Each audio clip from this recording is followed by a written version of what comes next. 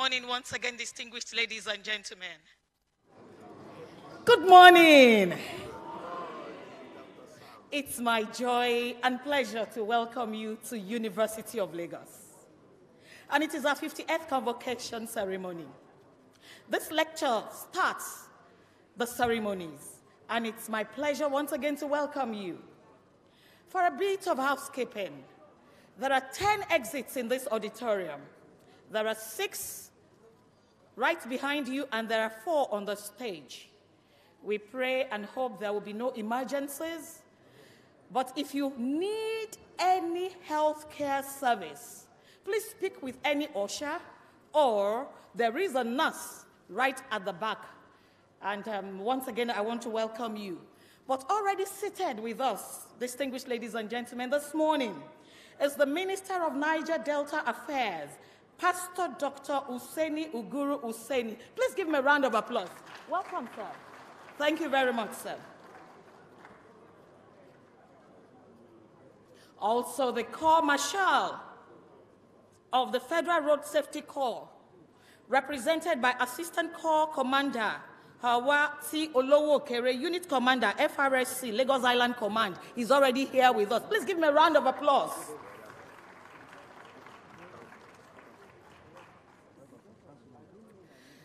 Distinguished ladies and gentlemen, I also have the pleasure to welcome into this auditorium Mr. Adekpaye. Is the Chief of Staff to the Vice President. Please give him a round of applause. He's one of those we can comfortably say they are welcome back home. Actually, I am sure that one of the hallmarks of being a veteran and being properly tutored is being on time. I was seated right there, and these 2 people came in right on time. I have the pleasure, distinguished ladies and gentlemen, to tell us that Professor and Mrs. Olumide had been in this auditorium. Mrs. Olumide was a former registrar, while Professor Olumide was the former Vice Chancellor, Lagos State University. Please give them a round of applause. Thank you very much, ma'am. Thank you. Also in our midst, always with us, Professor Francis Ogunye. Please give him a round of applause. You're welcome, sir. It's a pleasure to have you once again. Our Deputy Vice Chancellors had done tremendously well. Of course, I need not say even our Vice Chancellor. But they could only do that because they had support way back at home. And so this morning, I have the pleasure to introduce to us Pastor Mrs. Oluwaseun Ogundikpe, the wife of our Vice Chancellor. Please give her a round of applause. Seated with her is the wife of the Deputy Vice Chancellor, Academic and Research, Mrs. Familoni. A round of applause, please. Sitting next is also Mrs. Ogbujafo. A round of applause, please. They're surrounded by members of the University of Lagos Women's Society. You're all welcome.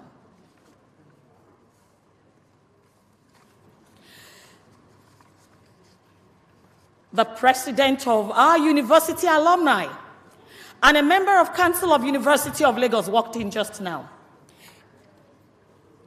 He is the CEO, Channels Television. Please join me as I welcome Mr. John Mama.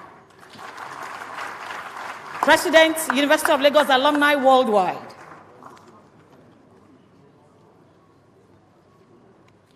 Representative of the Honorable Minister of Federal Ministry of Women Affairs and Social Development.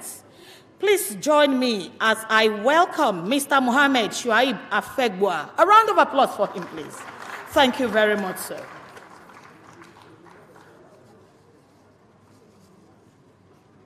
Distinguished ladies and gentlemen, members of our community, our honorable guests, in the next 5-7 minutes, we will commence the lecture. I crave your indulgence to please bear with us, but I can assure you that the Vice President is in our midst, going around commissioning other projects. And so I will definitely come back as we get to do more recognitions. Thank you very much.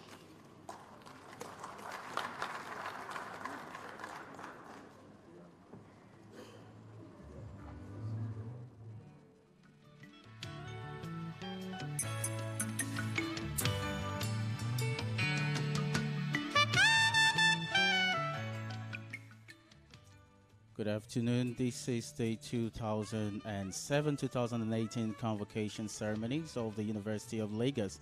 It's in fact the 50th Convocation Ceremonies and Thanksgiving service. And right now we're broadcasting live from the JF Adeajayi Auditorium of the University of Lagos. My name is Akimayo Atela. This Convocation Lecture was preceded by the opening exhibition at the Senate car park of the university opposite the JF Adeajayi Auditorium around 10 a.m. And all people on standby now, the Vice President of the Federal Republic of Nigeria is going to be the lecturer, the Convocation lecturer, and we're all on standby waiting for the VP to gain access into the auditorium to begin the Convocation lecture. Various guests are already on standby and more coming into the auditorium. All is set. Remember, it's the 50th Convocation Ceremonies, and the Vice President, His Excellency Professor Yemi Osinbajo San, GCON, is going to deliver the lecture, and the title is Nigeria Rising, the Path to Prosperity. This Convocation lecture will be chairman by Chief Arthur C.I. Imbanefo, FCA CON. Of course, the venue remains the JF Adeajayi Auditorium, and the startup time should be around now. So we ask you to be on standby to join us live as we broadcast from here the 2017-2018 Convocation Ceremony of the University of Lagos, the 50th Convocation Ceremonies. Thanks for joining.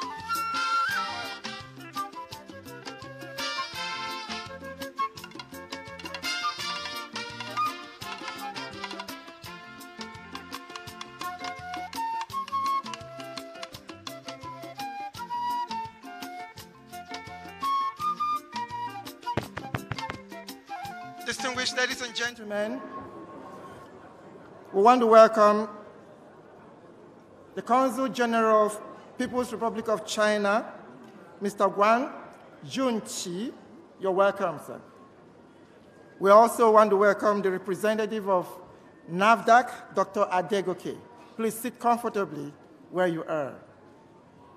The program will start in less than 3 minutes. We are advised to sit quietly, be attentive, to switch off our mobile phones or put them in silence. We'll be glad if you oblige us. And finally, we plead that when the procession comes, that you gently honor the procession by standing up. Thank you very much.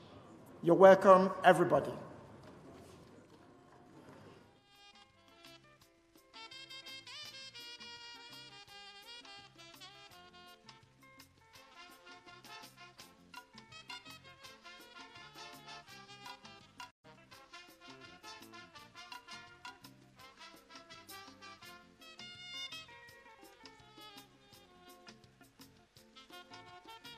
Let me also welcome one of the best friends of the university, Olaoye Olakpade, former chairman, Court of Governors, College of Medicine, University of Lagos. Sir, you are welcome.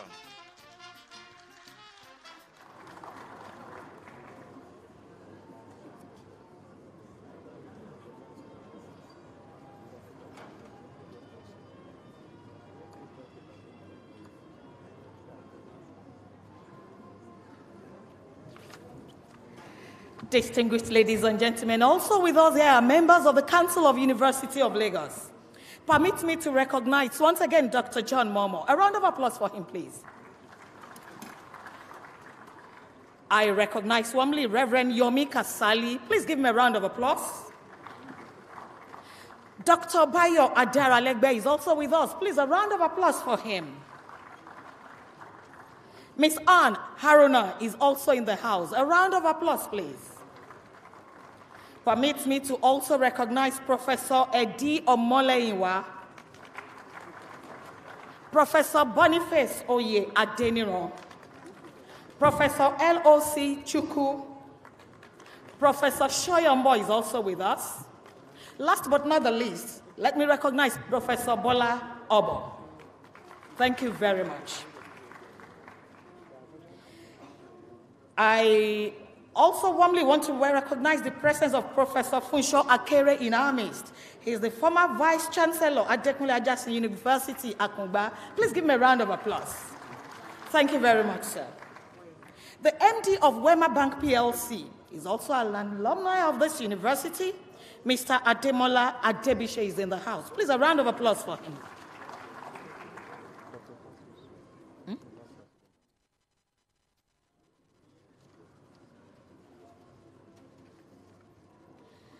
Representing the Consul of Belgium, Mr. Ojanoma Osea is in the house. A round of applause, please.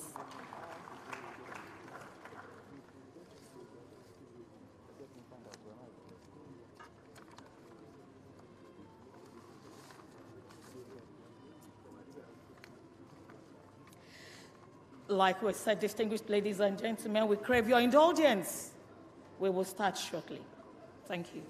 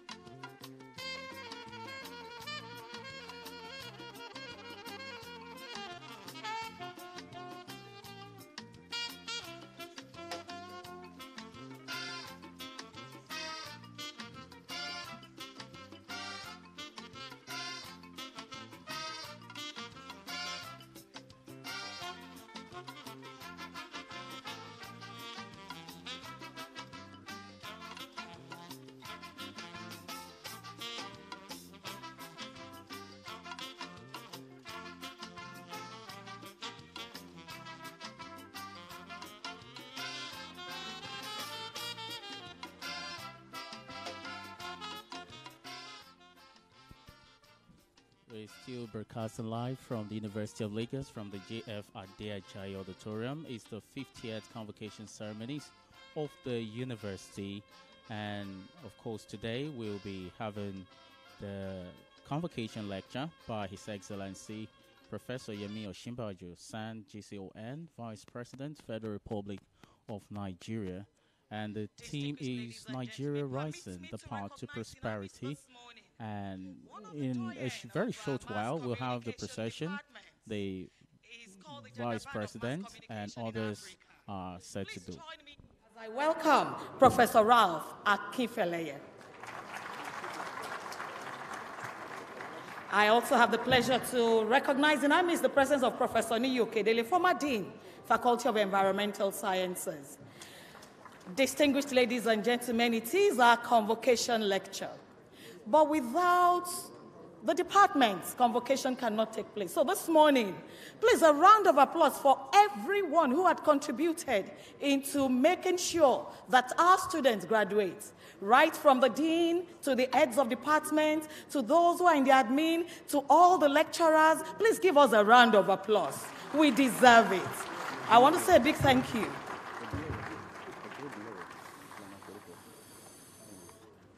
Thank you very much. The procession is almost upon us.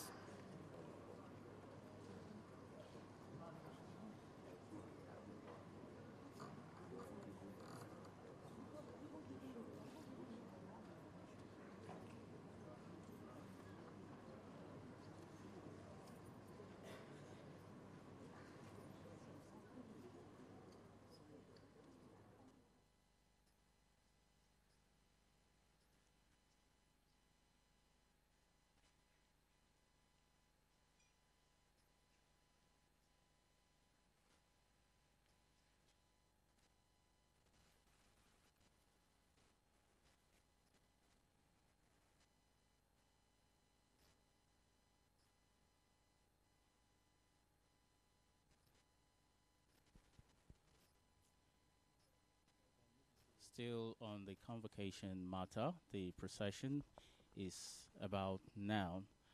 And we have a lot of people around here, the creme de la creme in the society, among whom we have the President, Unilag Alumni Association. That's the person of Mr. John Momo.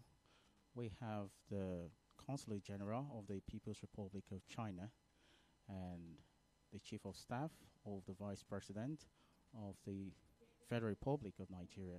Now we have the procession. Chief Ogulewe, please a round of applause for him. This morning, I want to recognize warmly our distinguished professors. Please join me as I recognize in our midst the presence of Professor Odukoya. A round of applause. Distinguished Professor of University of Lagos.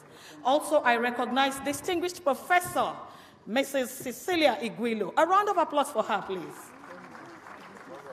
Once again, I want you to please recognize and give a round of applause to all our deans, all the deans of our faculties, those present and those who are yet to join us. A round of applause for our deans, please.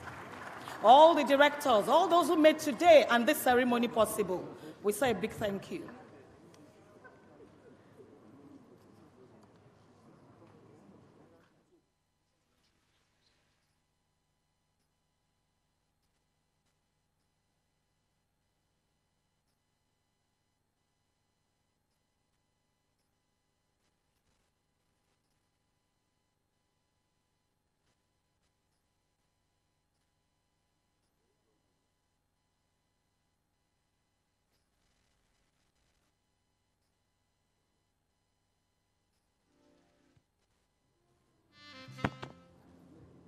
May I request that we stand up and keep standing while the procession comes in. Thank you very much.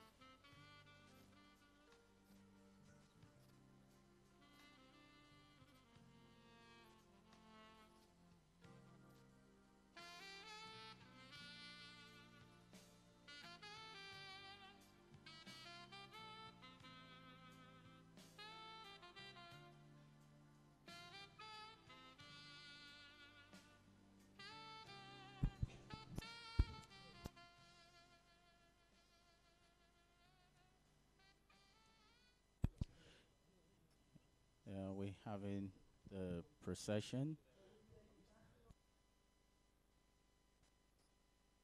It's now time for the national anthem.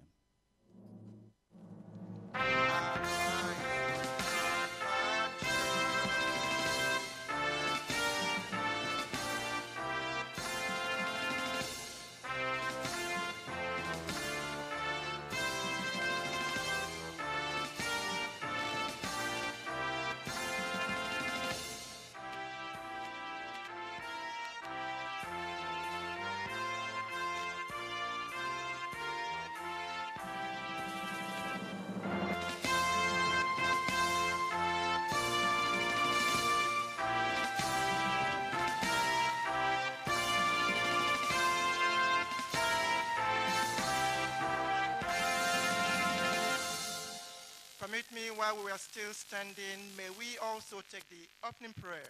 Professor Nubi will lead us in the opening prayer. Let us pray. Blessed Redeemer, we thank you.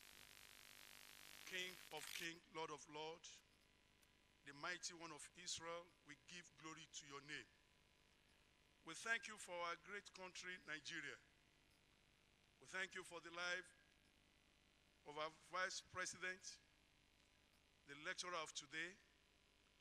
We thank you for your protection over his life, especially in the recent time, how you watched over him and protected him and saved his life from the plane crash. We thank you, Lord, for the life of our Pro-Chancellor. We thank you for the life of the Council of this university.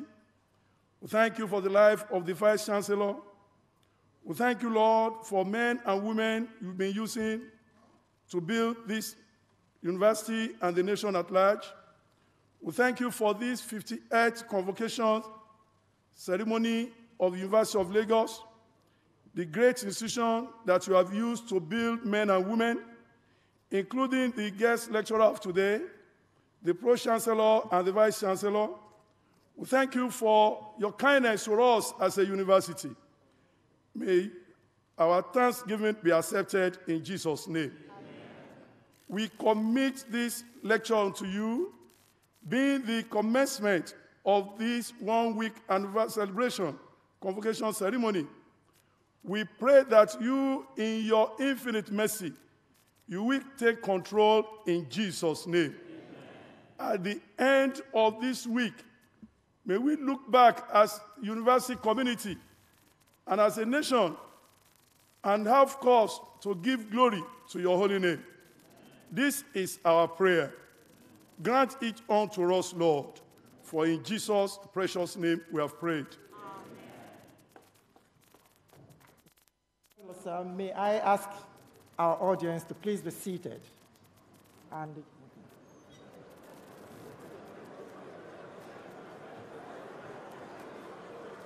His Excellency, Professor Yemi Oshibajo, SAN, GCON, Vice President, Federal Republic of Nigeria, the Chairman, His Excellency, Dr.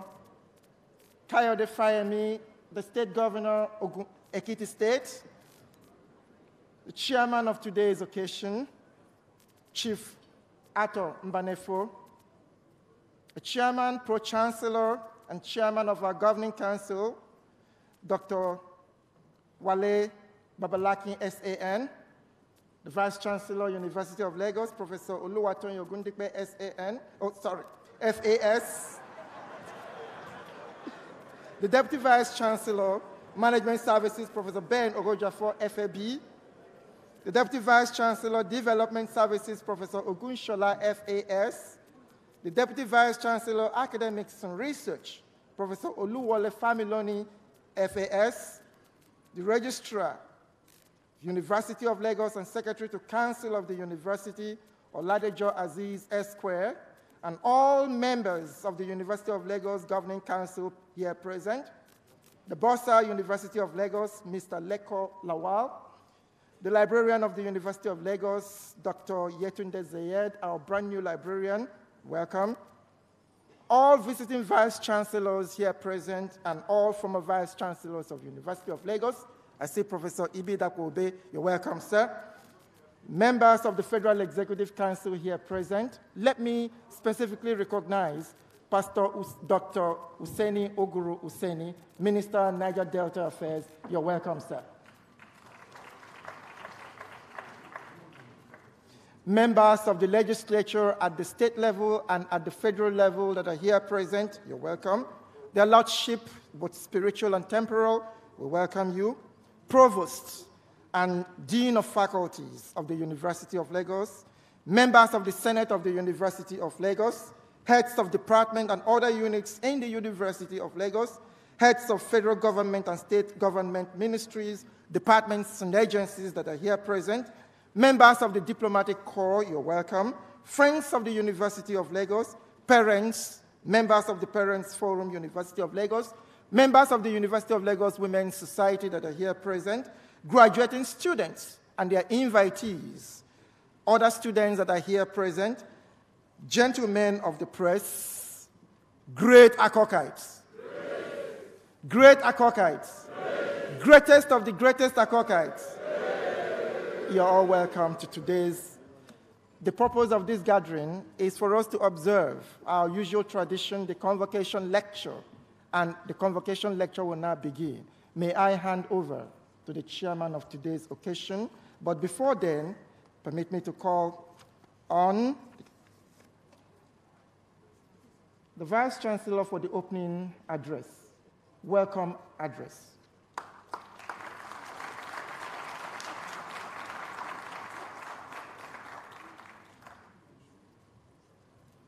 Great Akokite. Great Akokite. Greatest of the greatest of the greatest Akokite. Today, we are marching on with the Jubilee Convocation of the University of Lagos.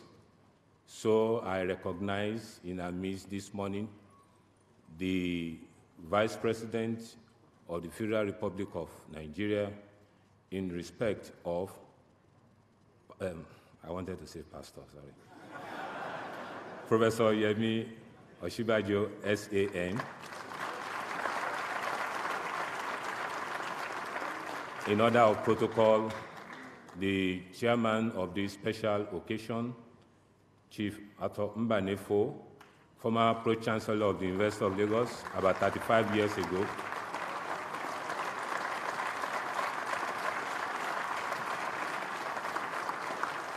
My own Pro-Chancellor, another SAN, Dr. Bolanle Olawale Babalakin, BOB, the Deputy Vice Chancellors, the Registrar, the Bossa, the University Librarian, the members of Consul of the University of Lagos, the members of Senate of the University of Lagos, the Alumni Association represented by the President of the Alumni Association, Dr. John Momo. We have so many alumni represented here. I just want to say that this is the beginning of the new story concerning the University of Lagos. The University of Lagos, we know, came into existence in 1962, and for the past 2-3 years, we have been using our alumnus to give the Convocation Lecture. In the last while, our students in the University of Lagos, they have exhibited the skills in terms of innovation in different platforms. Last year, our students went to the US for the geophysics competition, and they came third among about 65 universities all over the world. Also, our students went to Dubai for a competition in global management with other universities from all over the world, and they did excellently well. They went for the robotic competition also in Ethiopia, and they came third also. They also attended some international competition in which they exhibited their skills, showing that the University of Lagos surely is University of First Choice and the nation's pride. In the area of entrepreneurship, our students are showcasing themselves, and also the vice president work is going on in that area in terms of innovation hub. You will see some containers, about 3 floors, and I'm sure in the next 3 months we are going to commission that project. Our staff, academic staff also, in the area of research, they have been exhibiting their talent in different ways. Recently, we just won the $4.5 million, 4.5 for now, until we get the counterpart funding from Nigeria. So we have $4.5 million research grant for African Center of Excellence for the University of Lagos. Out of 8 Center of Excellence awarded by the African Research University Alliance, University of Lagos is the only university in Nigeria that got 2 Center of Excellence in the area of entrepreneurship and urbanization. Not only that, one of our colleagues just got a research grant of €90,000 in the area of business. That is what our academic staff are doing now. And what we now do also is to have networking with other universities within and outside the country. And I want to assure you that before the end of this year, you will see that the ranking of the University of Lagos will have gone higher than the level that is now. On that note, I want to welcome you to the University of Lagos, and I'm proud to say you have come to the University of First Choice and the nation's pride. Thank you very much.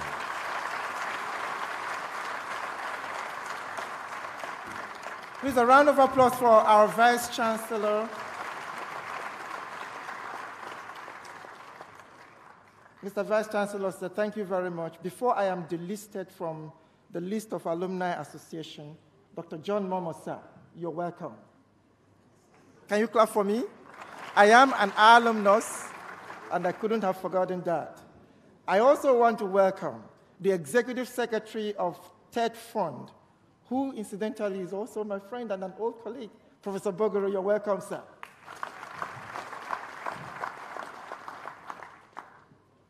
May I call on the Pro-Chancellor and Chairman of our Governing Council, Dr.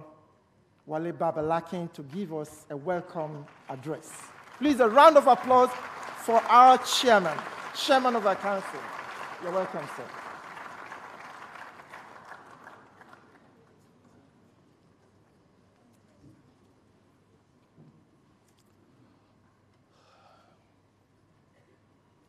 Mr. Vice President, welcome back home.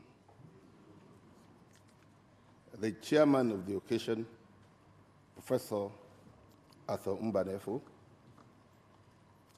the governor of Ekiti State, Governor Kayode Fayemi, and all members of council, all members of Senate, all members of the university community, ladies and gentlemen.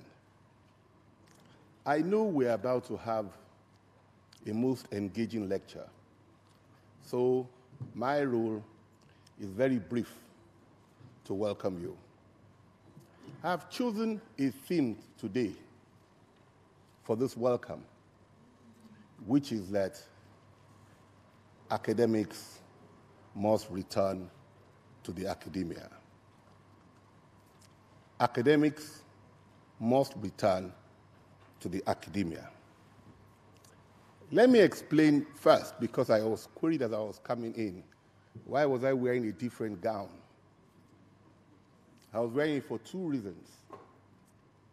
The whole essence of an academic environment is to display variety, is to show that your knowledge base is very wide. So really, the more diverse the academic gowns you're wearing at an occasion like this, the more you are a university strictly so-called. The second is to honor my great friend, Pastor Adetukumbolo Onimbe, who passed on Saturday.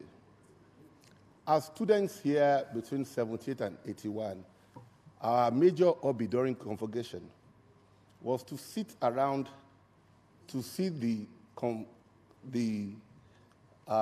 procession coming in and taking bets on the different academic gowns. We will sit down and say, no, that is University of London. No, that is Kent. And he usually won the bets. But that was how great the variety was in the university. How can I send this message down properly? I've chosen to just go down memory lane to identify a few people who have managed to create the image of University of Lagos. I cannot be exhaustive, but I will pinpoint a few. The first name that comes to my mind is Professor Taslim Olawale Elias. As the first Dean of Faculty of University of Lagos, he gave this university a pedestal that no other African university had. Before coming to accept this position, he had been the governor of School of African Oriental Studies as at 1957. He was the pro-chancellor of that school in 1957. And he came to Nigeria to serve in university, and he was concurrently Attorney General of the Federation, and none of the assignments suffered. I have a personal thank you to Professor Elias, which I managed to tell him before he died. When I was in school in England, anytime I was very sleepy and was inclined not to study further, all I had to do was go to the sections of autobiographies and pick up the citation of Dr. Elias. The sleep disappeared because I realized that to even be anything near Dr. Elias, you couldn't afford to sleep at odd hours. The next person I want to remember in the same Faculty of Law is Professor Clifford Olawoye. May his great soul rest in peace. I remember him as our lecturer, but what fascinated us most about him was that comparatively, he was a very junior lecturer, but he became a professor before the lecturers that taught him in the LLM program, because the university was strictly driven by merit. He ended up writing a book, which I consider a masterpiece to today, called Title to Land in Nigeria. Although I marginally missed him, marginally, and he doesn't stop oppressing me with that, the vice president left this place in 1978, amongst other things, as the Graham Douglas Prize winner in commercial law, having done exceedingly well in Igbobi College. Now, Igbobi College is not a topic here today, in deference to the vice president. I have received very subtle warnings that if I overstep my bounds, then I'll pay for it. These were the caliber of people who came to the law faculty. We came in when they were leaving, but we were regularly told about Yemi Oshibajo, Oden Ajumogobia, and there was a Fagbemi, who I hear is a pastor in England. The medical field was more dazzling. About 3-4 weeks ago, I was in Abuja. I'd been invited for the valedictory of Proselebute. I was still in Abuja at 9 a.m., and I was not planning to attend it. Then I stumbled on the Nation newspaper, and I saw the CV of Proselebute. All my reluctance disappeared, found myself to the airport, and I was there before 11. Why? I had to come and celebrate a great scholar. Elebuti had graduated as the best student in medicine in Trinity College, Dublin in 1959. And yet, he chose to come to Nigeria with all the options available to him. I want you to imagine how great these institutions were. Later in life, I met Professor Alexander Eyimofe Boyo, who had taken a BA in Sciences at Cambridge and graduated in medicine at Oxford. And he was in Cambridge as a fellow. And once in 2-3 weeks, he will sit us down and tell us how great the College of Medicine was. In that place, too, I want to mention Professor Akin Adeshola, also an outstanding surgeon. Professor Kwaku Babatunde Adadevo. And lastly, somebody who would have been a Nobel Prize winner if he had decided not to attend the wrong secondary school, Dr. Sonny Folorunsho Kuku. Because with all his great credentials as a scholar here and abroad, he couldn't resist the temptation of commerce, which is the forte of King's College boys. Engineering. I was a student here, and the engineering faculty used to vibrate. There was a young man there called Professor Ayodele Awujobi.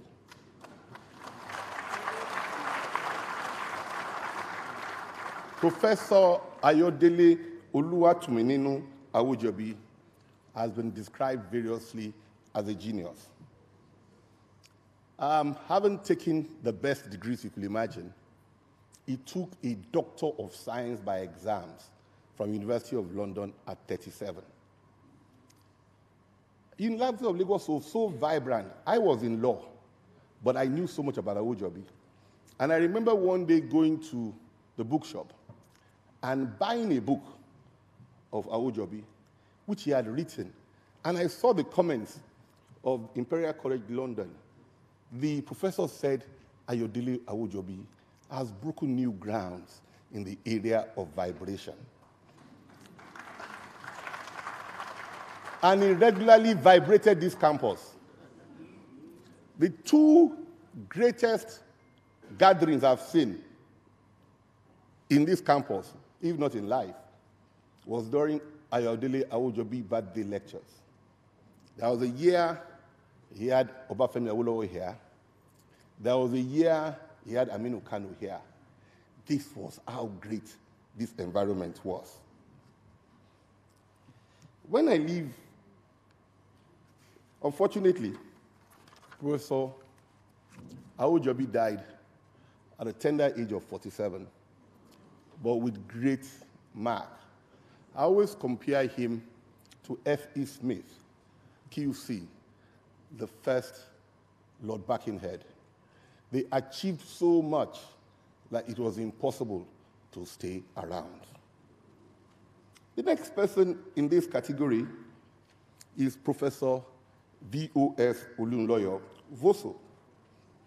Professor Vincent Olusegun Shoemo Olunloyo was simply an outstanding scholar, and he committed himself to this university. May his soul rest in peace. He achieved everything that was possible in engineering. And during his funeral, I was sitting now next to Sonny Kuku. The only thing he claimed he never achieved in life was to be admitted to Government College, Ibadan. It's not me saying it, it was in his biography. And Dr. Sonny Kuku is here to testify. He wasn't too happy to give that document to me, but he gave it to me. The last in this, before this, is also Professor Ifedayo Oluwole Oladapo, a first-class mind. He had taken his first degree, first class. By 1963, he was through with a doctorate in Cambridge. He came to University of Lagos. Last in this list he has two platforms. He's both a scholar and my benefactor. He's Oye Ibidapo Obe. Oye Ibidapo Obe had graduated as best all-round student in the University of Lagos in 1970. In 1979, his wife, my auntie, decided to read law and regularly will go to the bookshop to buy books. What fascinated me about the system here was that she never paid for any book. All she will tell the salesperson there is that, please debit my husband's price list.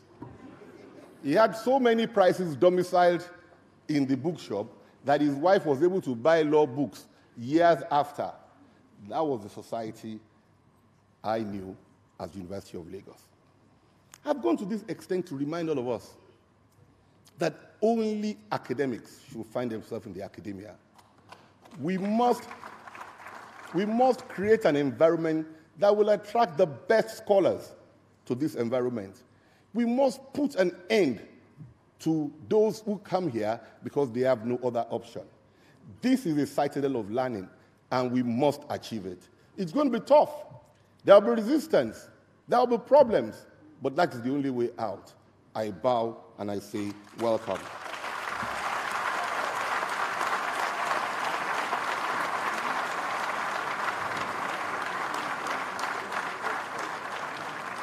Thank you very much, Mr. Pro-Chancellor. Thank you very much. It is my honor to call on the chairman of today's occasion, Chief Ato C.I. Mbanefo, FCA, CON. Please, sir, you might be seated there. You could give your address from. Okay. He wants to come out. A round of applause for him. I know who he is. I know where he comes from. He occupies a very prominent position in the traditional setting. He was former ambassador of Nigeria to the United Nations. And if you walk across, you will see he is immortalized in Unilag. Sir, you are welcome.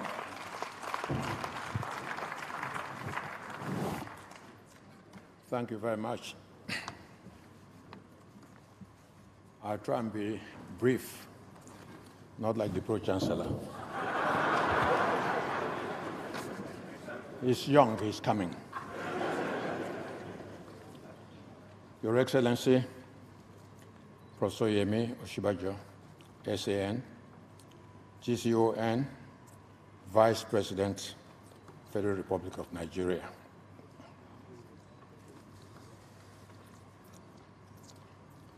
Your Honor, Governor Kayode Fayemi, Governor Ekiti State. The Pro-Chancellor, Chairman of Council, University of Lagos, Chief Wale Babalakin, SAN, and members of the University Council, visiting Pro-Chancellors, and members of other university councils here present, the Vice Chancellor, University of Lagos, Professor Toyin Ogundikbe, and members of the University Senate, visiting Vice Chancellors, and members of Senates of other universities, members of faculty, University of Lagos, alumni of the University of Lagos, represented ably by Sonny, and of course, following him, Tony Momo.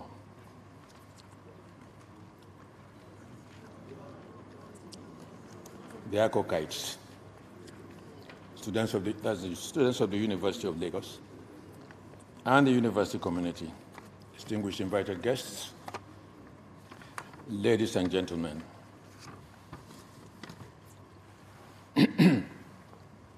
I feel hugely honored to accept the invitation of the management of the University of Lagos to be the chairman of the 50th Convocation Lecture of the University. Thank you very much for asking me. This event is for me special because it marks significant homecoming for the Vice President of Nigeria, Professor Osinbajo, SANGCON, a distinguished alumnus of this university, who will deliver the lecture marking the 50th Convocation Ceremonies lecture of our university, one of the so-called Ashby universities in Nigeria. You would have noticed that I just said our university a moment ago. Yes, indeed, 35 years ago, I was the Pro-Chancellor and Chairman of Council of this university.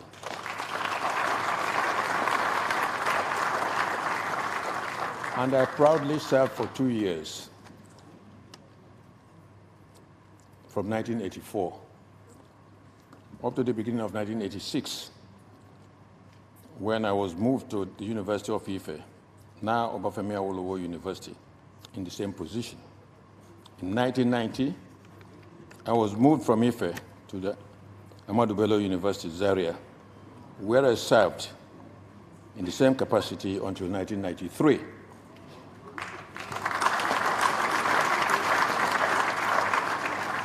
When the General Abacha administration came in and decided to appoint a military sole administrator for the university, an aberration in the university system.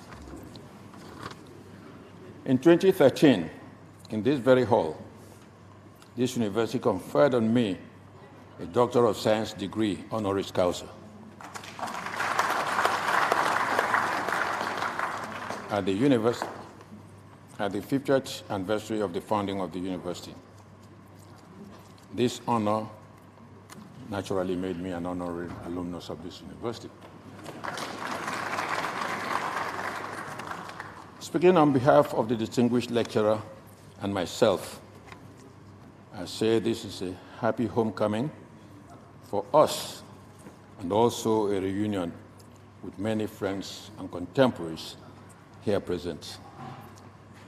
The subject of the lecture today, I understand, is Nigeria Rising, the pathway to prosperity.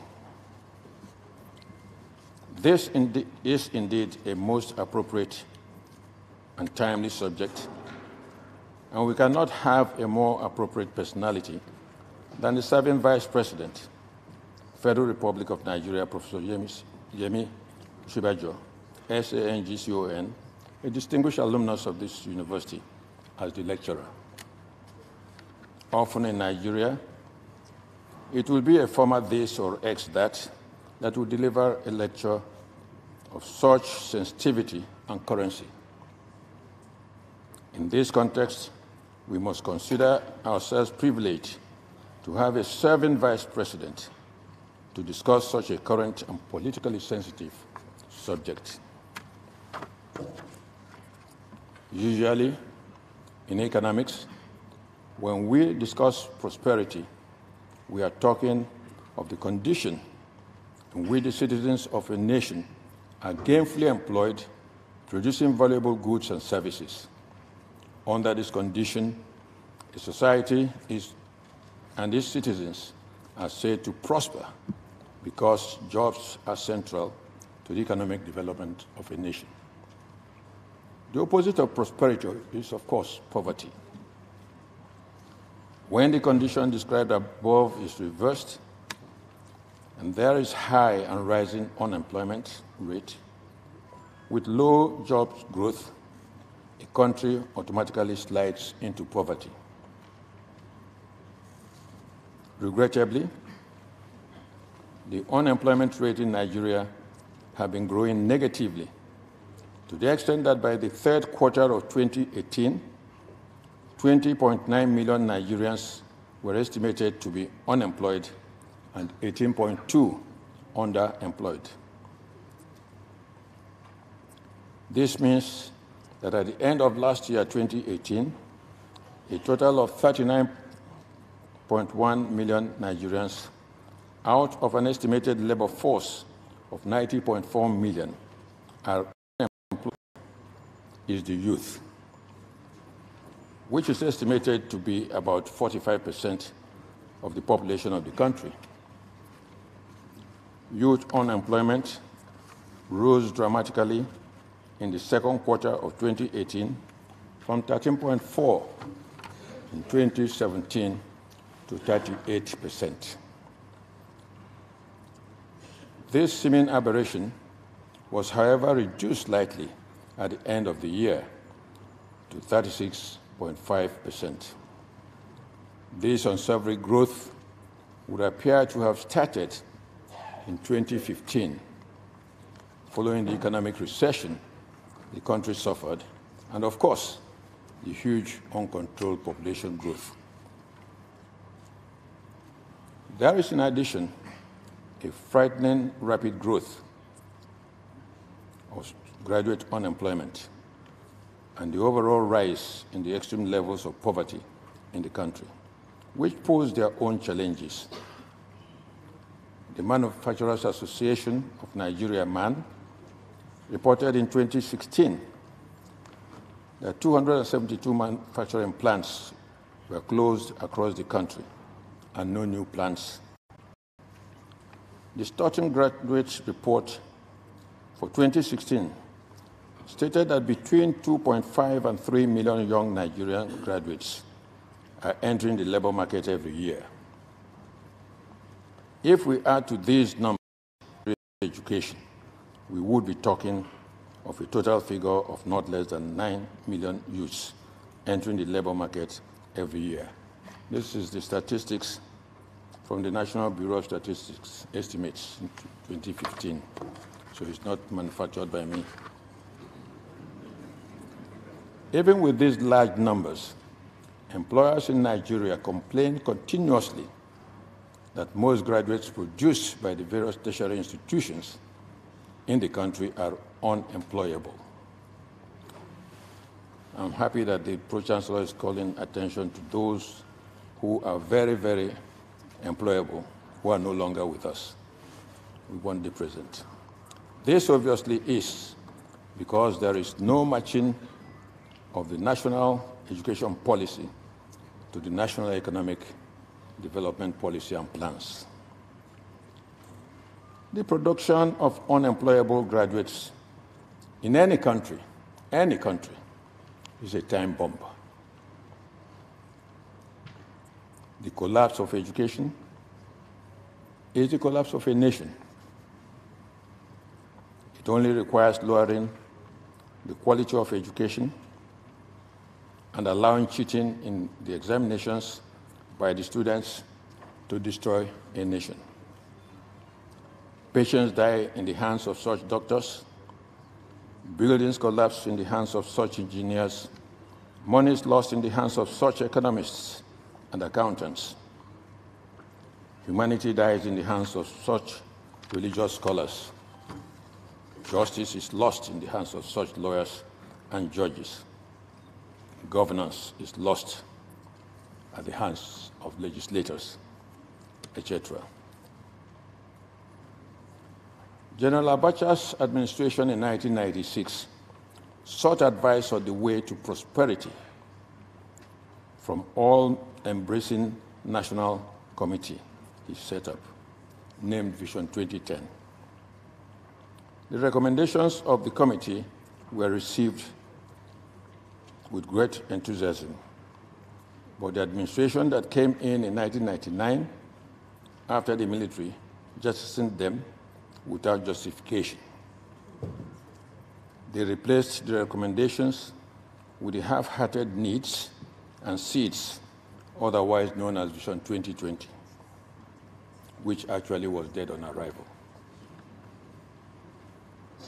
I can go on, but I'm very conscious of time, and particularly the time of the Vice President who has been in this campus so early this morning. But it is my hope that from him we will learn some of the plans their administration have for moving Nigeria on a path of prosperity from its current state of economic comatose. Finally, I'm happy to join the management of the university in warmly welcoming everyone present to this auspicious occasion, particularly our august visitor, the lecturer. Thank you very much.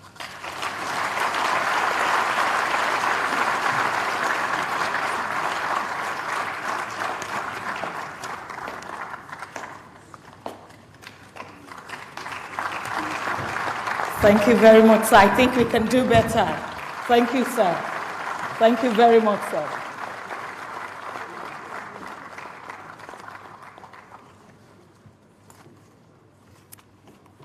Thank you, sir.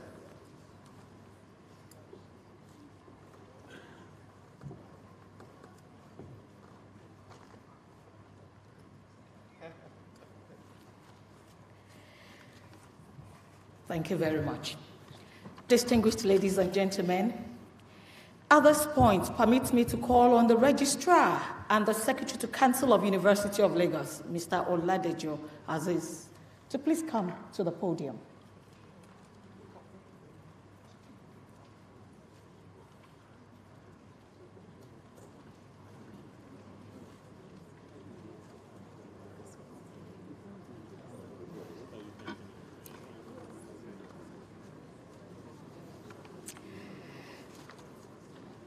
I apologize, and I crave your indulgence for that little glitch. Distinguished ladies and gentlemen, it's time for the lecture. We have the privilege to have in our midst the Vice President of the Federal Republic of Nigeria, His Excellency, Professor Yemi Osinbajo, SAN. Thank you. He's the guest lecturer today. And to read his citation is the university orator. Permit me to call to the podium Professor Ayo Ashenwa. A round of applause for her as she comes.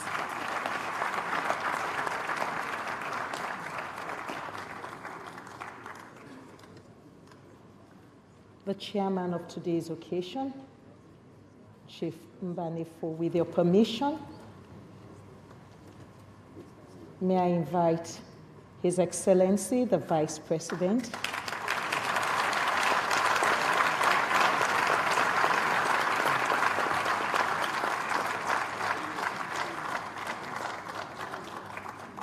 His Excellency, the Vice President of Nigeria, Professor Oluyemi Oluleke Osinbajo, SAN, GCON, was born on the 8th of March 1957 in Lagos. Professor Yemi Osinbajo is a professor of law and a senior advocate of Nigeria. He spent his early years in primary school at the Corona School, Lagos, and between 1969 and 1975, he attended Ibobi College, Yaba, where he was the winner of many awards, including the State Merit Award, 1971, the School Prize for English Oratory, 1972, the Adeoba Prize for English Oratory, which he received many times over between 1972 and 1975. There he also won the prize for best performance in history in the West African School Certificate Examinations, 1973. During his A-levels, he won the school prize for literature, and in 1974, he won the African Statesman Intercollegiate Best Speaker Prize. Thereafter, he studied for his undergraduate degree in this university, the University of Lagos, between 1975 and 1978, and he obtained his Bachelor of Laws degree with a second-class upper. He also won the Graham Douglas Prize for Commercial Law. In 1979, he completed his mandatory one-year professional training at the Nigerian Law School, whereupon he was admitted to practice as a barrister and a solicitor of Nigeria's Supreme Court. In 1980, he attended the London School of Economics and Political Science, where he obtained his Master of Laws degree. An accomplished scholar, teacher, lawyer, administrator, Professor Yemi Osinbajo is one of Nigeria's leading experts in the fields of evidence, national and regional corporate commercial law, and public law. He has lived a life of service. I can say that, in fact, all of his life is service. From 1979 to 1980, he participated in the one-year youth service program as legal officer with the Bendel Development and Planning Authority. In 1981, he returned to his alma mater, the University of Lagos, as a lecturer in the Faculty of Law, Department of Public Law. In 1988, between 1988 and 1992, he was away on leave as he was appointed an advisor, legal advice and litigation to the then Attorney General of the Federation and Minister of Justice, Prince Bola Ajibola, KBE. A prolific author, Professor Yemi Osinbajo became a professor of law in 1994, following which he was appointed the head of Department of Public Law, University of Lagos. Between 1999 and 2000, Professor Osinbajo was a member of the Cabinet of Lagos State Government, where he served as the Attorney General and Commissioner for Justice. While in public office as Attorney General, Professor Osinbajo is credited with undertaking far-reaching significant judicial reforms in Lagos State, addressing critical areas such as judges' recruitment, remuneration, training, and discipline. In addition, he turned around the Ministry of Justice with the slogan that he is Commissioner for Justice for All, and not just Commissioner for the Justice for the Lagos State Government. In that office, he addressed the problem of access to justice for the poor by establishing appropriate institutions such as the Office of the Public Defender and the Citizens Mediation Center, the first of their type in the whole of West Africa. It is on record that the extensive justice sector reforms that have followed at the federal and state level since 1999 were all paced by the work that Professor Yemi Osinbajo started in Lagos State. In 2006, he was appointed a member of the United Nations Secretary General's Committee of Experts on Conduct and Discipline of United Nations peacekeeping personnel around the globe. At the end of his tenure as Attorney General, he returned back to his job at the Department of Public Law, where he continued to lecture as a professor of law in the various subjects that he was established as expert in. In 2007, he became senior partner at Simmons Cooper Partners, Nigeria, a commercial law practice. Professor Yemi Osinbajo is a member of very notable international associations, including the International Bar Association, the British Institute of International and Comparative Law, and he has served at different times on the Nigerian Body of Benchers and the Council of Legal Education. He was also an independent director of the Citibank Nigeria, an ethics advisor to the board of the Africa Development Bank. Professor Yemi Osinbajo is renowned for his charitable works. He founded the Orderly Society Trust, as well as the Convention on Business Integrity, and co-founded the Justice Research Institute, a justice sector think tank. Through these initiatives, Professor Yemi Osinbajo is known to be in the field providing legal education, succor in terms of empowerment programs, feeding, and literacy to the poor in various communities. As a pastor of the Redeemed Christian Church of God, he also has used that platform to facilitate succor to various members of the Nigerian society, especially the poor. He organizes the Liberty Schools Project, which provides the free primary school education with free school lunches to poor people.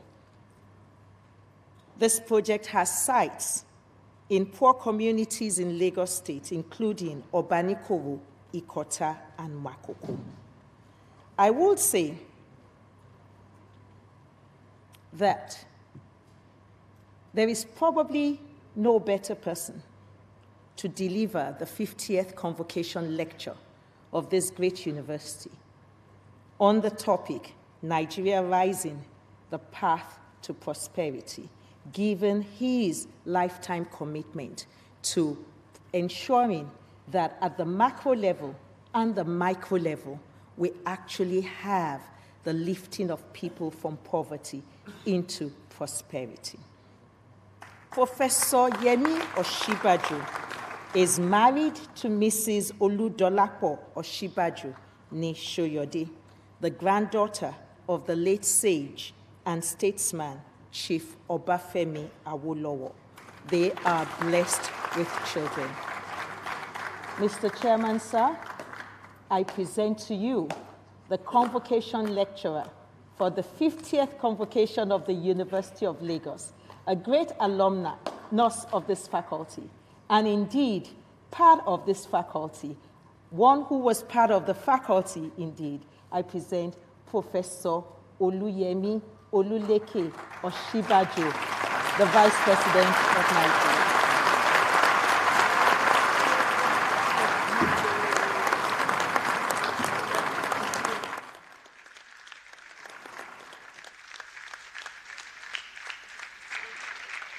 Thank you very much. Please sit.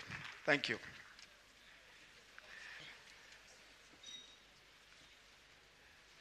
After such a wonderful introduction, I better make some sense here.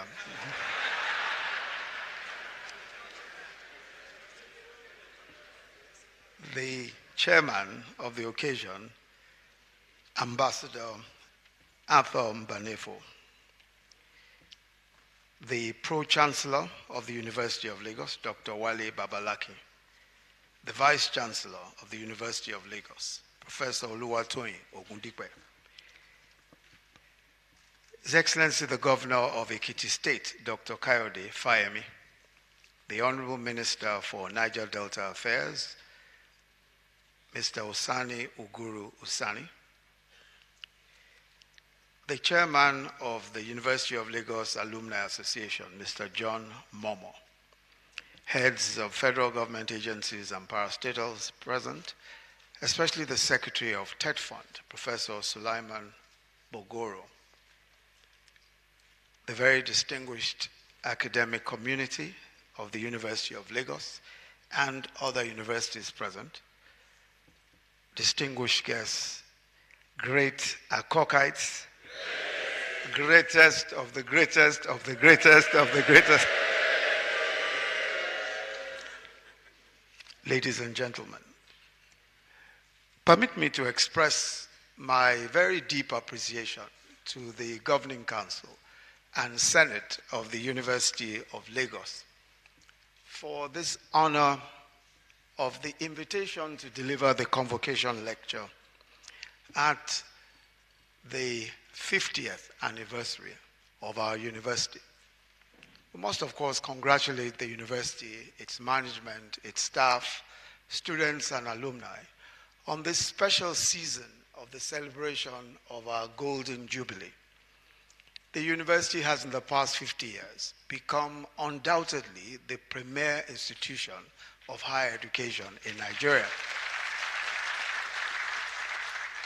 By far, the first amongst equals.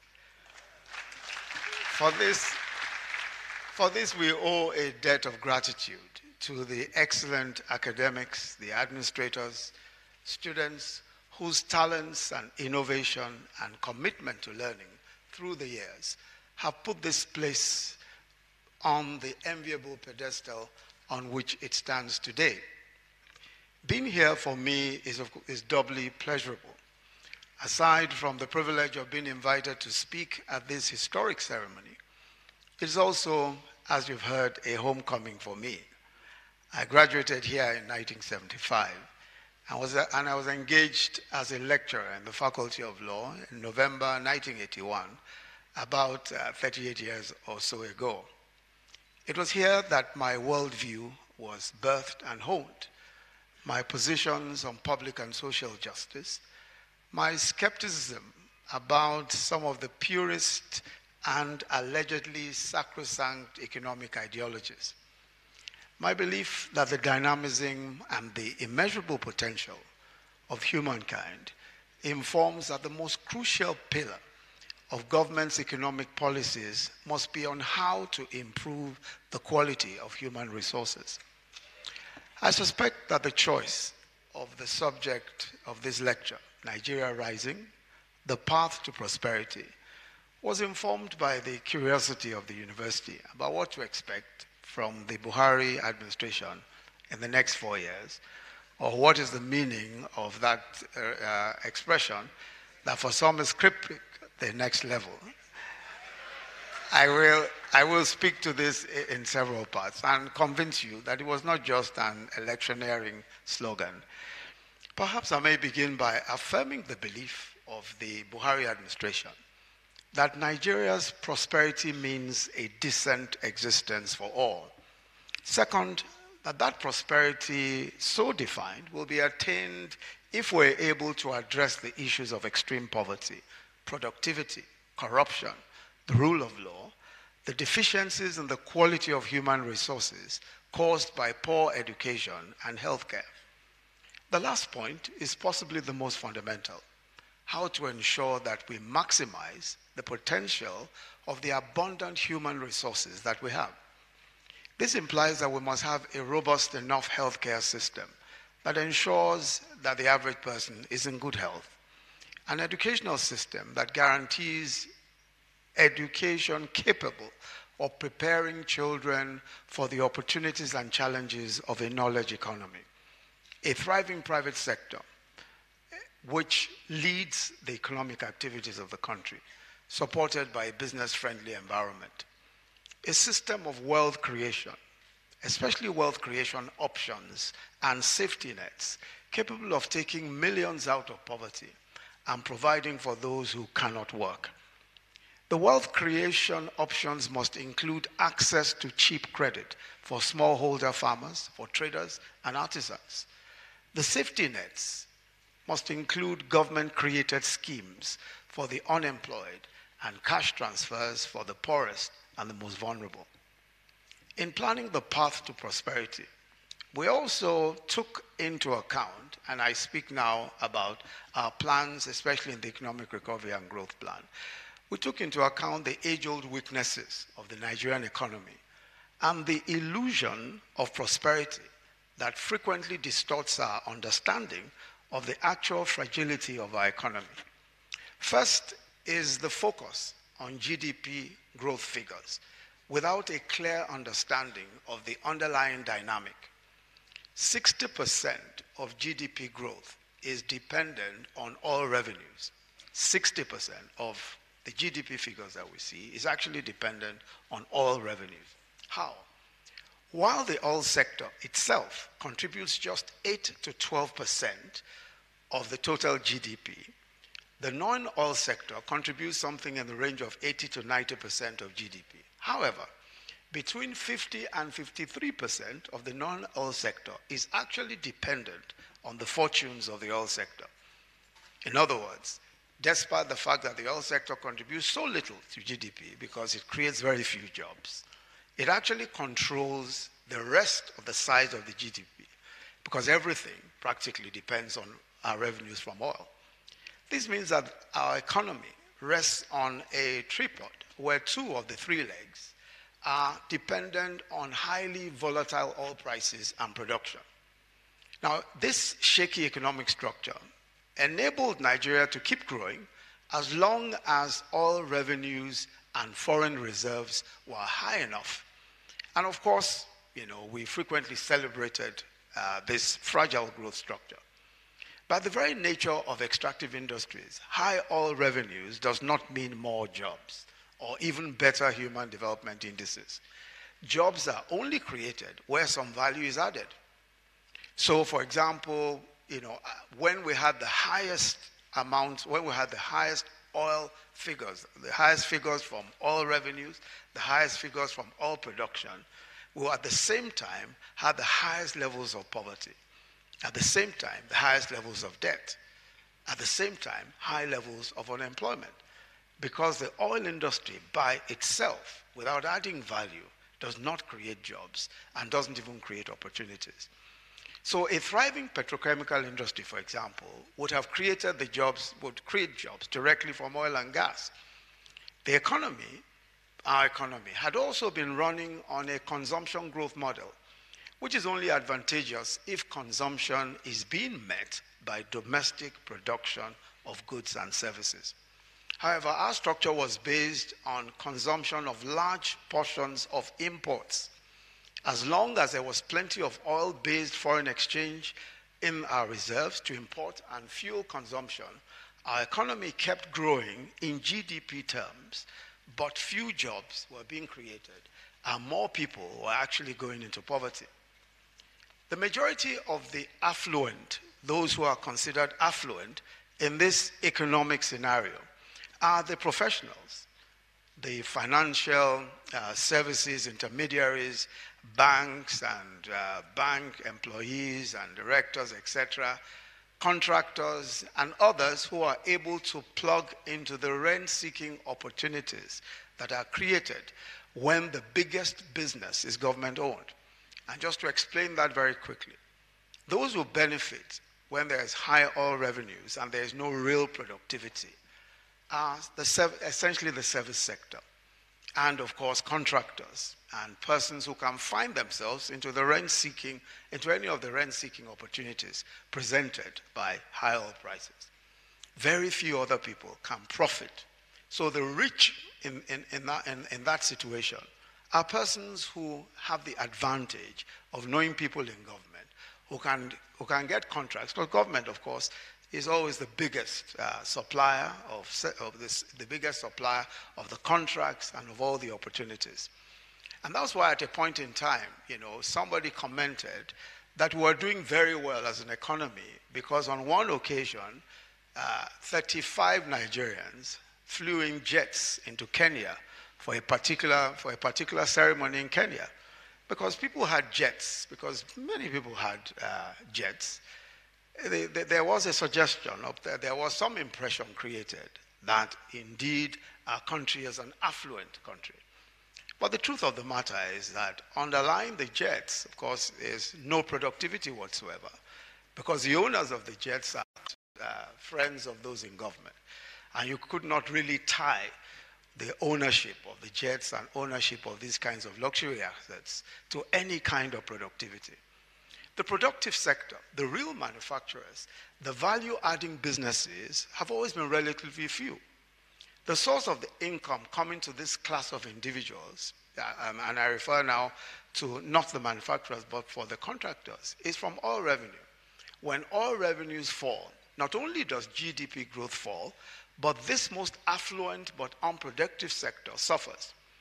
Also, in understanding some of the problems of the Nigerian economy, the place of corruption, especially grand corruption, is also crucial.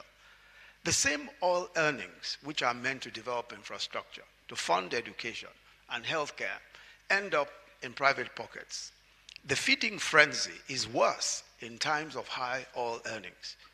A combination of theft of public revenues and the consequent failure to invest in infrastructure, as well as a largely rentier or rent-seeking business class, is what accounts for Nigeria's economic quagmire. The other problem is a problem of extreme poverty. And I think it's important to continue to underscore the fact that our major problem has always been grand corruption, the direct stealing of government resources. I keep emphasizing, every time I emphasize it, there's a headline in the newspaper, Yemi Oshibajo blames previous governments. It's always a headline. But I do not mind repeating it ad nauseum, because it's the truth. And we must not allow it to happen again. And we must not allow it to happen again, because there are very few people who understand how badly the fact that somebody can sign a check and take money out of the treasury, any amount of money, how that affects our capacity to do even the most basic things, to provide the most basic services to our people. The kind of high-level corruption on the size that diminishes the public revenue so substantially that you're almost unable to do anything, is what we have experienced in our country. And it must never happen again. It was clear to us that we needed to devise an economic plan, which would, one, prioritize the building of infrastructure, especially rail, roads, power, and ports. Two, productivity. Productivity had to be our guiding principle as we diversify the economy from oil and gas. Three, the fight against corruption, especially public sector corruption. Four, developing a new educational curriculum that emphasizes science, technology, engineering, arts, and maths, and also emphasizes some of those critical skills needed for the jobs of the 21st century. Five, a new approach to resourcing healthcare. Six, a social investment program that deals with issues of extreme poverty and unemployment. The Economic Recovery and Growth Plan effectively addressed many of these issues that I've mentioned. So the question is, so far, how far have we gone, and what is the next level? We believe that creating an environment for productive investment, for productivity, and investment is extremely important. And that environment is one which is both in terms of hard infrastructure and soft infrastructure.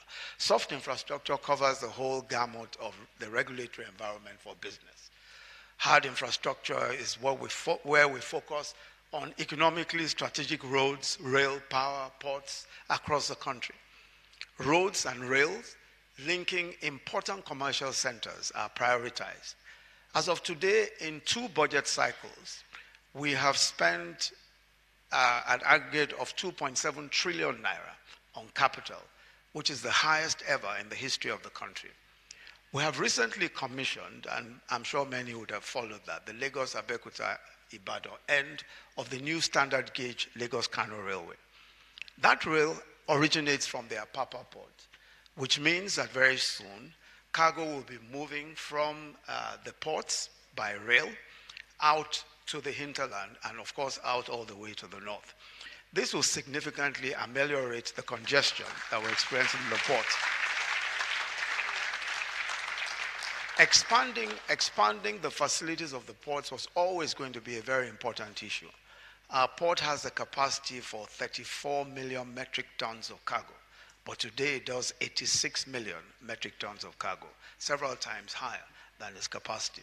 And so we're currently dredging the Warri port as part of the effort to reduce the congestion at the Lagos port. In Lagos, we're also working on the private sector-led port, the Lekki port, and also the Badagry port has attracted significant foreign capital and interest.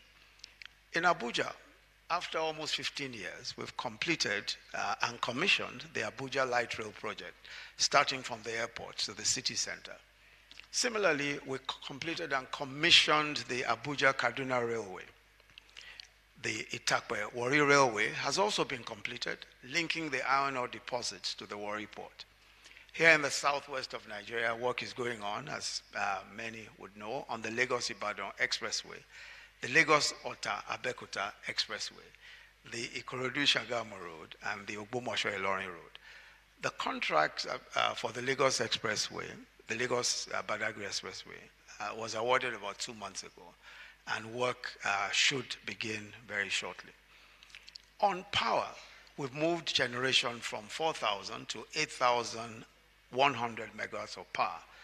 But the effect of this increase in generation has not translated significantly to better service to the consumer. Now, this is mainly due to two factors. The first is transmission challenges. The second is distribution. Over 2,000 megawatts of power is not today being taken up by the discos for distribution to consumers, largely because of the problems they experience in collection of tariffs. One of the reasons for this is that the discos themselves have not invested in metering, which is why you get estimated billings and those kinds of things. The truth is that when the privatization was done, the privatization of the power sector was done, a lot of those who invested in the discos in particular thought that this would be one of the more generous experiences, like the telcos, where money was made very quickly. As it turned out, the money wasn't forthcoming, and many of them are heavily indebted and have been unable to provide, as they should, meters and other distribution assets. This has significantly delayed the production of power, the supply of power, especially to the last mile, to the consumers. So what we've done is that we've embarked now on a major metering initiative, the Metering Assets Program, which involves private metering asset providers. So we're no longer relying on the discos to meter. We've now aggregated a group of meter providers who will provide meters as their own business. And in addition, the federal government has in the past 18 months taken on the deficiencies in transmission through the TCN and the Niger Delta Power Holding Company. We're completing transmission projects all over the country. But the more important strategy is to decentralize power production. So we've adopted an off-grid program, which means that we're encouraging private investors to collaborate with government to build IPPs, those are independent power plants, and supply power to willing buyers. This was made possible by what is called an eligible customer declaration by the Ministry of Power, Works and Housing. By this collaboration, we have been providing power through private sector providers, especially solar power, to economic clusters such as markets across the country, including the Araria market in Aba, where over 31,993 shops have been provided with power. There's both a solar power plant there and a thermal power plant, and these are privately provided power. Sabongari market in Kano as well, 13,598 shops in that market. That's also privately provided. Surah market in Lagos, over 1,000 odd shops. Isikon market, Nepa 1 and 2 in Ondo, and Gbagi market in Oyo State, about under 8,000 shops or so. UMBC, about 2,000 shops. And a total so far of almost, I think, when you total the number of shops, something in the order of about 150,000 or so. Now, this is experimental in the sense that we are working on a situation where private sector power providers can take over portions of territory and provide power to those who are willing to pay for such power. Now, practically everybody would be willing to pay for the power if they are metered. And of course, if these meters are prepaid meters. And we think that in the next iteration of the power sector reform, would involve several more power providers, especially DISCOs, taking on territory across the country while we improve supply from the grid. In Lagos, as I said, we recently commissioned the Sura solar project. The businesses there now have power around the clock, from printers to commercial tailors to small shop businesses. Everyone is employing more and making more profit. The next level, of course, is to ensure completion of the major infrastructure projects. The main drawback is funding, and so we established recently the Presidential Infrastructure Development Fund. This Infrastructure Development Fund is both a private sector and a public sector fund. So we're taking funds from the World Bank, from the AFDB, from private fund operators, and we are also contributing to the federal government. And this is what we're using to fund the second Niger Bridge, the Lagos-Ibadan Expressway, and the Mambila Hydro Project, the Abuja-Kano Expressway, and the East-West Road. These are all projects that are funded by the Presidential Infrastructure Fund. One of the major problems with a lot of our infrastructure projects and why they remain abandoned is because we simply don't have the resources starting out. And so, after some budget funding has been provided, many of those projects just remain idle for years. This is why the Presidential Infrastructure Fund initiative is a very important one, because we provide the funding before the projects begin. If we stick to this agenda, my view is that in the next 2 years, we will see the most significant improvements in our power sector in particular in our history. I'm quite convinced that we're well on the path to doing so. Industrial infrastructure is a major component of our economic transformation plan. We have what is called Project Mine, Made in Nigeria for Export. This is the major plank of our industrial policy. The idea is to build special economic zones which accommodate industries for local manufacture of goods, for which Nigeria has a comparative advantage. These include cotton, garments, leatherware, etc. We set up the Nigerian EZ Investment Company, that's the Nigerian Economic Zones Investment Company, a public-private partnership, and this is the delivery vehicle for the project. The objectives are to boost manufacturing share of GDP to 20% and make Nigeria the leading regional manufacturing hub for sub-Saharan Africa, to create about 1.5 million new jobs in manufacturing, and to generate about $30 billion in non-oil export earnings annually, to improve the utilization of Nigeria's resources and comparative advantage, whilst creating a strong domestic value chain. We also want to create local models of global best practice in industrial infrastructure and the enabling business environment. Already, work has begun in 3 locations for these special economic zones. The first is the Eyimba Economic City in Aba. This covers over 9,500 hectares just outside Aba in Abia State. Master planning, feasibility studies, and detailed design has been completed for phase 1. 3 international anchor tenants have been secured, and the city will be served by an already existing IPP for power, and it will create about 625,000 jobs when fully built. There's also the Lekki Model Industrial Park, and this is what we're doing in partnership with the Lagos State government.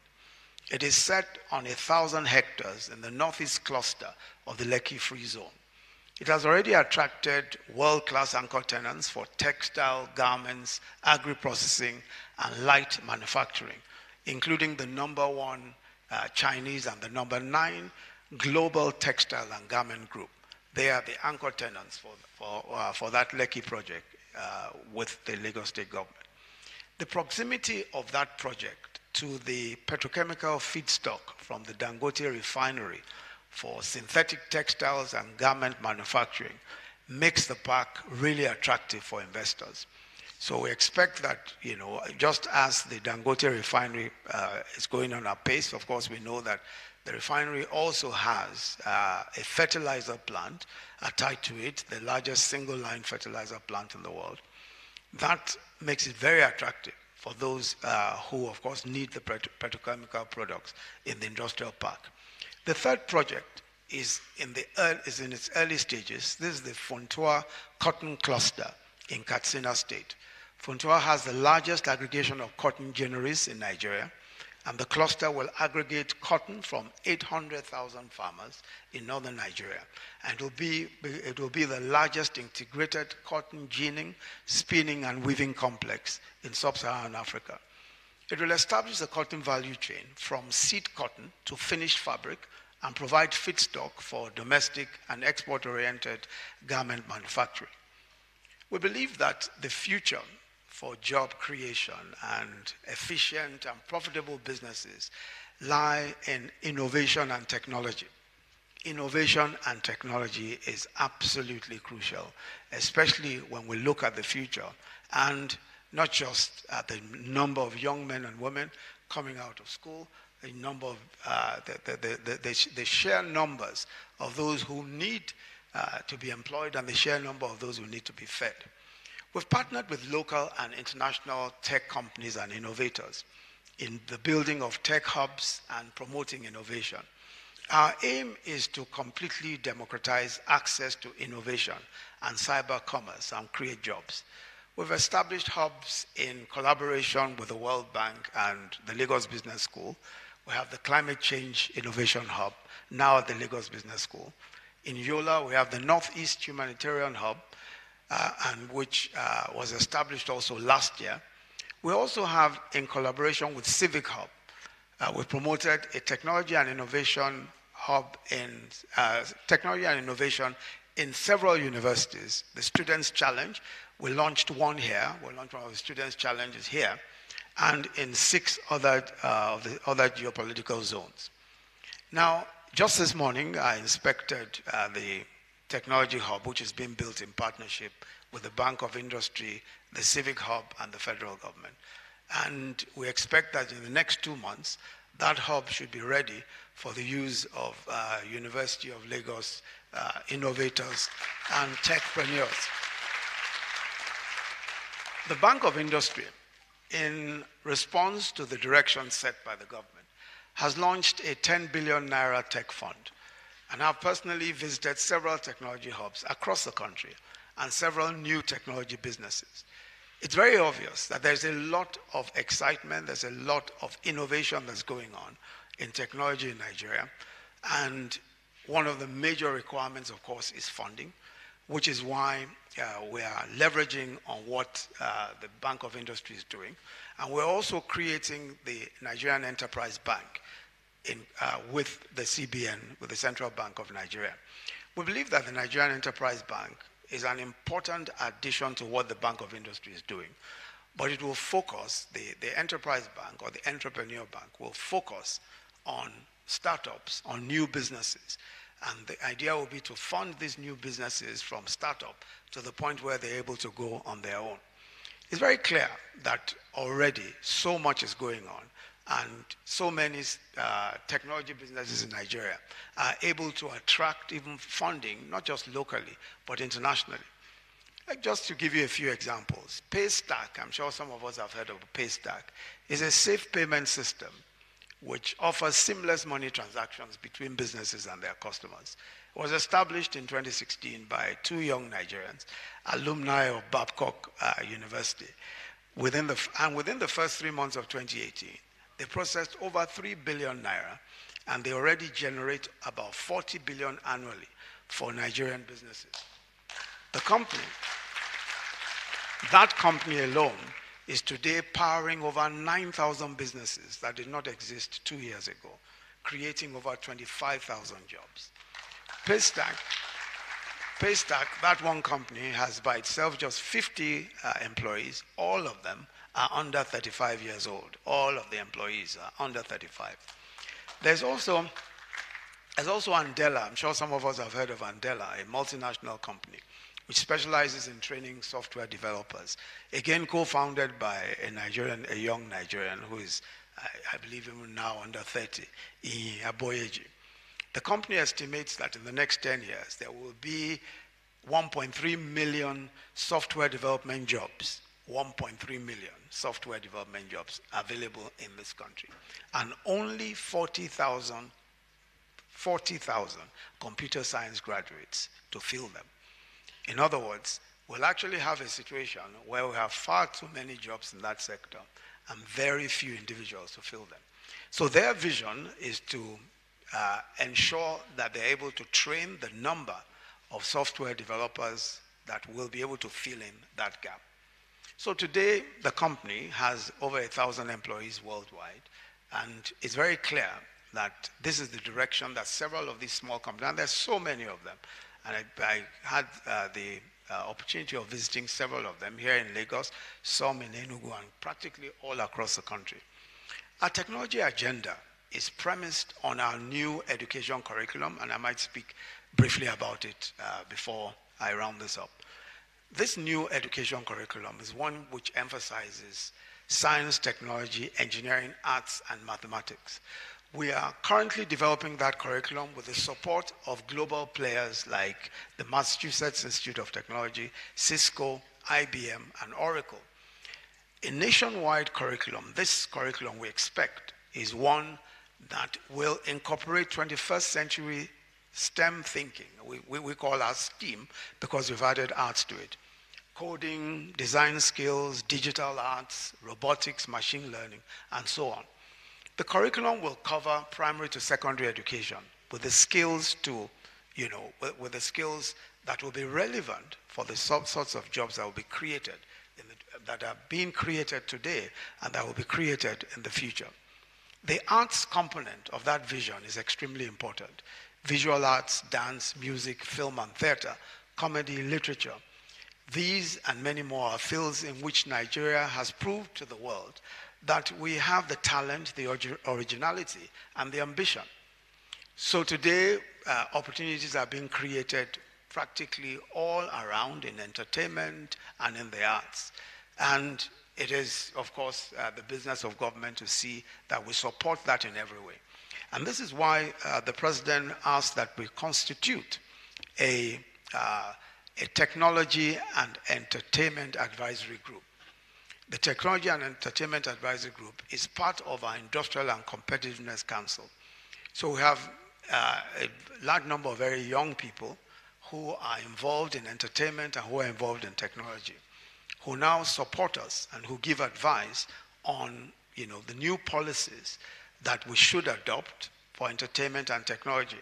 And the advice is particularly important because, for example, we've discovered that a lot of the banks, were jittery about fintech companies. And many of these fintech companies, of course, are the very forward-looking companies set up by young men and women. Paystack and Co. are these fintech companies. And the banks were jittery that these people were able to do financial transactions without banking licenses.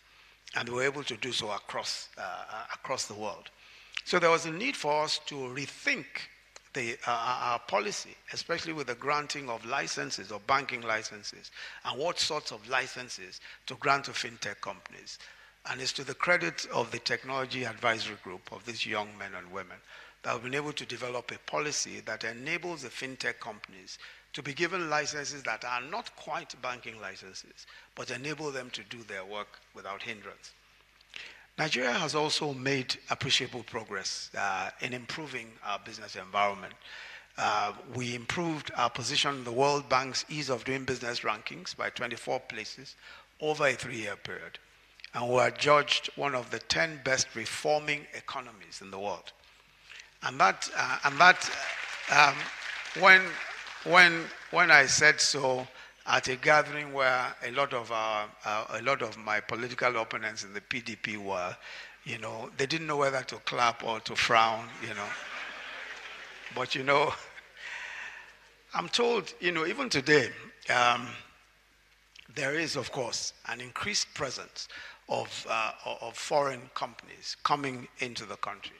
I think that Nigeria has always remained has always been and remains an attractive place for foreign investment. Of course, the better, a more business-friendly environment means that will attract more foreign investment in the country. Today, there are definitely more Japanese companies, and we have confirmation of that. And that has increased by at least 25% over the past 3 years. From Norway, then the number of companies have also doubled. Allianz, the largest insurance company in the world, has started operations in Nigeria after buying into a local firm.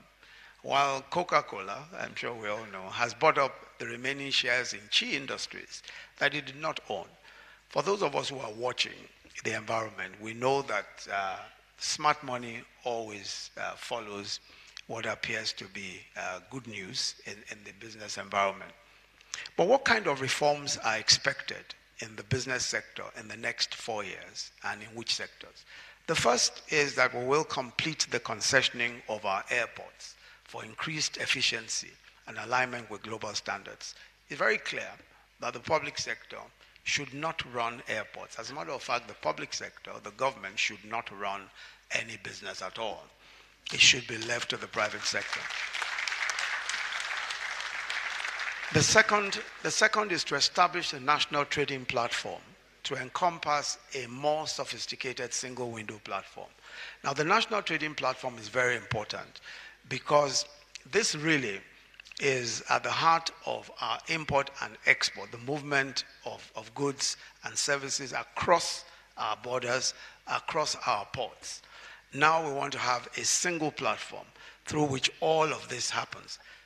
This is what we've called the National Trading Platform, and it will include a ports community portal for goods being imported and exported out of the country. The third is that the National Assembly will make history with the passage and repeal and the reenactment of the Companies and Allied Matters Act, which is the biggest business reform bill in Nigeria in the past 28 years. This government bill introduces new provisions for single-member companies, for limited liability partnerships, for company rescue provisions, for optional use of common seals, introduction of e-signatures for business registration, etc. It is going to be a very revolutionary amendment of the Companies and Allied Matters Act. The fourth is that we are positioning our regulatory agencies to serve as business facilitators as opposed to obstacles to business. We will broaden the current pilot regulatory reforms, the National Food and Drug Administration and Control, NAFDAC, and the National Insurance Company, and other regulatory agencies. What has happened in the past is that those who have had to deal with these regulatory agencies have found them to be more obstacles than actual facilitators of business. With what we've called our MSME clinics, where we've taken the regulators to meet with the MSMEs themselves, we're trying to reform the way that our regulators operate so that they see themselves as facilitators of the businesses that they regulate as opposed to obstacles to those businesses. We're also working on the Omnibus Bill on business facilitation as a first of its kind in Nigeria. This bill is aimed at being a single encompassing bill to institutionalize some of the business climate reforms already achieved by PEBEC, that's the Presidential Enabling Business Environment Council. We are amending some provisions of the present legislative framework that have been identified as bottlenecks to the business climate reforms, and we're introducing new reforms that will accentuate the business climate. So what we're seeing here is one single law, a single legislation, which will address a lot of the concerns that many have in the business environment. So rather than several different laws, we're doing one omnibus bill that will take into account several of the different problems that people have expressed about our business environment. Agriculture, and I'm going to go very quickly because I see that people are getting a bit sleepy.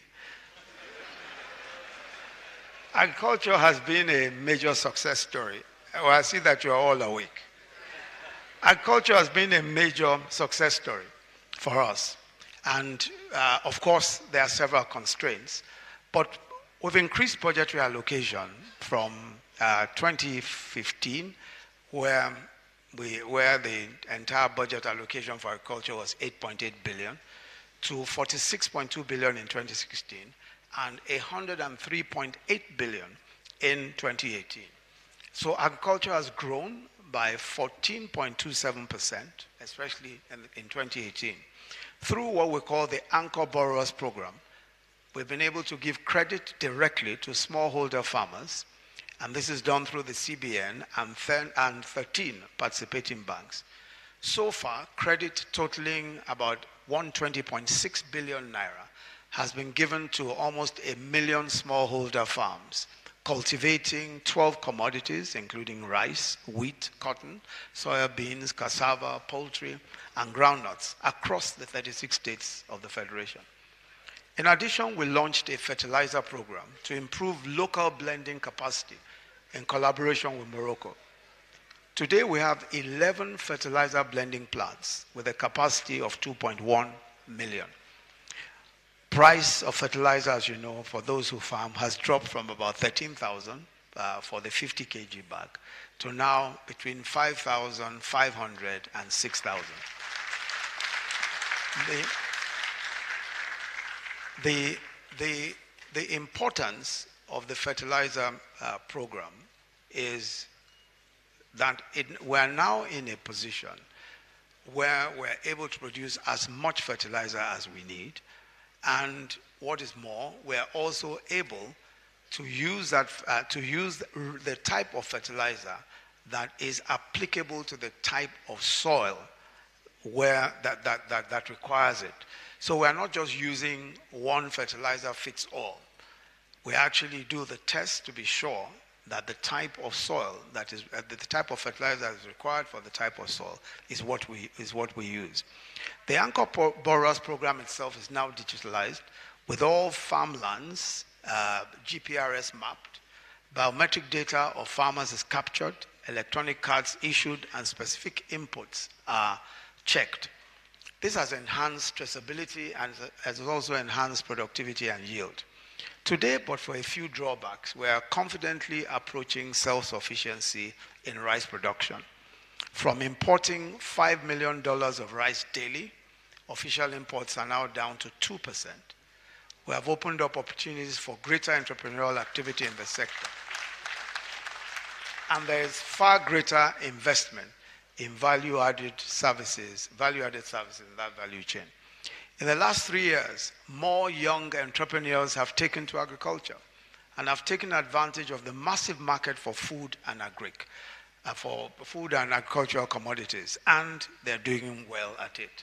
I'll just give one or two examples. There's a company called Farm Crowdy, a company established by two young Nigerians. It's a digital agricultural portal that crowdsources funding for farms across Nigeria. It was founded by Onyeka Akuma in 2016 and 3 other young Nigerians. It actually works like a mutual fund. So what they do is that they pull together money from multiple investors to establish farms and to hire smallholder farmers, and they hire smallholder farms to cultivate those farms. And then they pay their investors dividends from the harvest from these farms.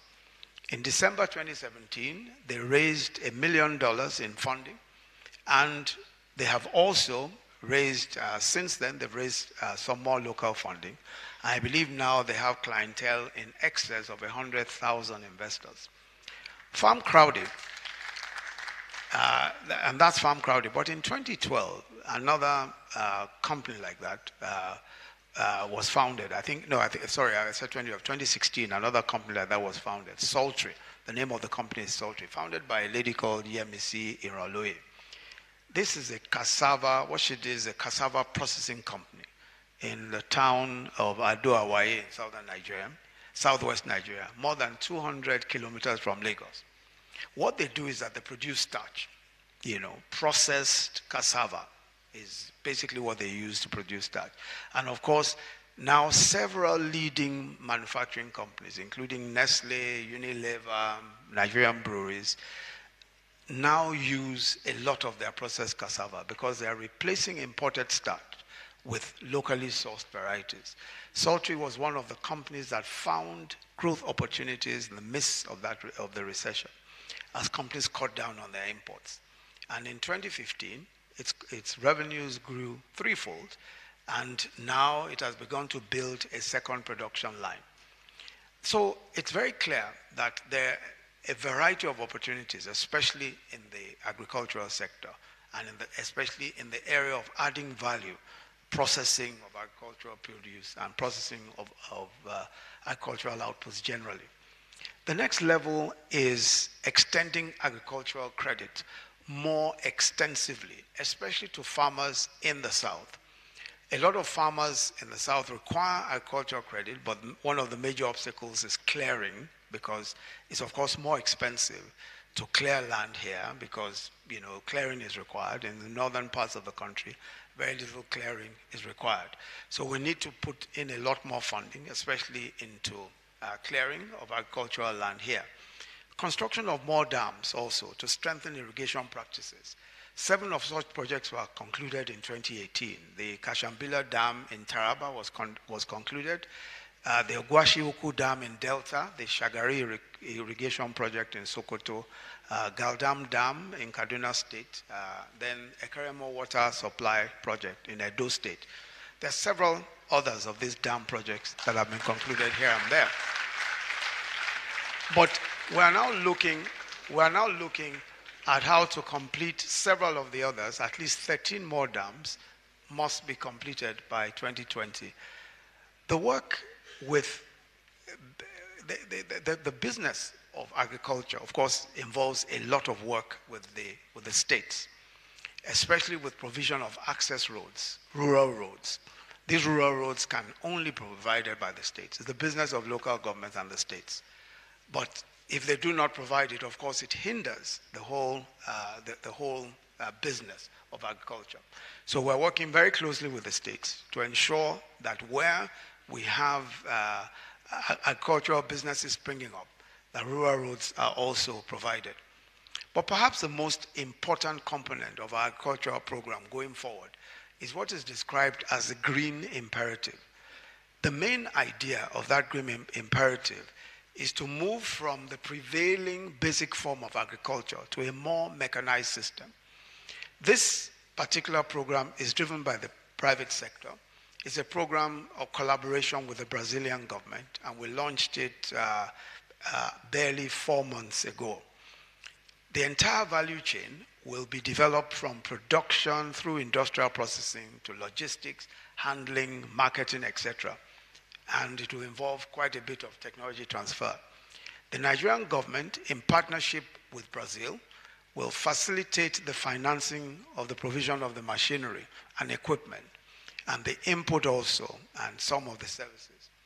With the leadership of the central bank and some Nigerian financial institutions, they will be involved in financing, giving financing to competent Nigerian agro-allied companies. What the project involves is, one, assembly plants. There will be assembly plants for mechanized, for industrial machines, and for all sorts of automated industrial equipment. So at the top of the mechanization chain are 6 assembly plants to be activated and spread across the 6 geopolitical zones of Nigeria. The assembly plants will undertake the assembly of tractors and processing equipment, as well as light manufacturing of parts, which will be sent out to the service centers closer to the farms across the length and breadth of Nigeria. The first assembly plant, amongst a total of 6 to operate, is to assemble tractors and implements, and to be located in Bauchi State, in an already existing facility owned by a private operator. It is projected that almost 5,000 tractors will be assembled every year. Now, there will also be service centers. There will be a total of 780 service centers spread out across the local government areas in the states and the Federal Capital Territory. What the service center will offer is a technology package consisting of machinery and equipment. And the machinery, of course, will be agricultural mechanization. Of course, it can be rental tractors, etc. There will also be quality inputs, improved seedlings, fertilizers, and pesticides. In each of those service centers, there will also be technical assistance and training for smallholder farmers in order to ensure consistent results in productivity and the quality of agricultural produce. The service center will perform an important market function. It will be able to aggregate primary produce for processing and haul it to markets. So this establishes a means for monetizing the entire process and for loan repayment based on a percentage of agricultural production. 109 of these service centers will be located in the 109 senatorial districts as process service centers. And the process service centers will, in addition to already mentioned services, have processors which serve as a throughput from which value can be added to the agricultural produce brought in by local farmers. Service centers will be based on the comparative and complementary advantage of each location. Now, the most important aspect of this particular project is that it is a comprehensive project for transforming Nigeria from the type of farming which we've seen to a thoroughly mechanized system of agriculture.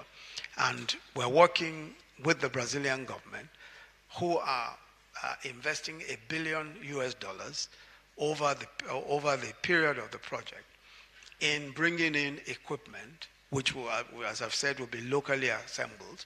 And the equipment will be in various service centers. Farmers will be able to hire tractors, they'll be able to hire mechanized equipment from these service centers. And they, of course, will not need to buy them.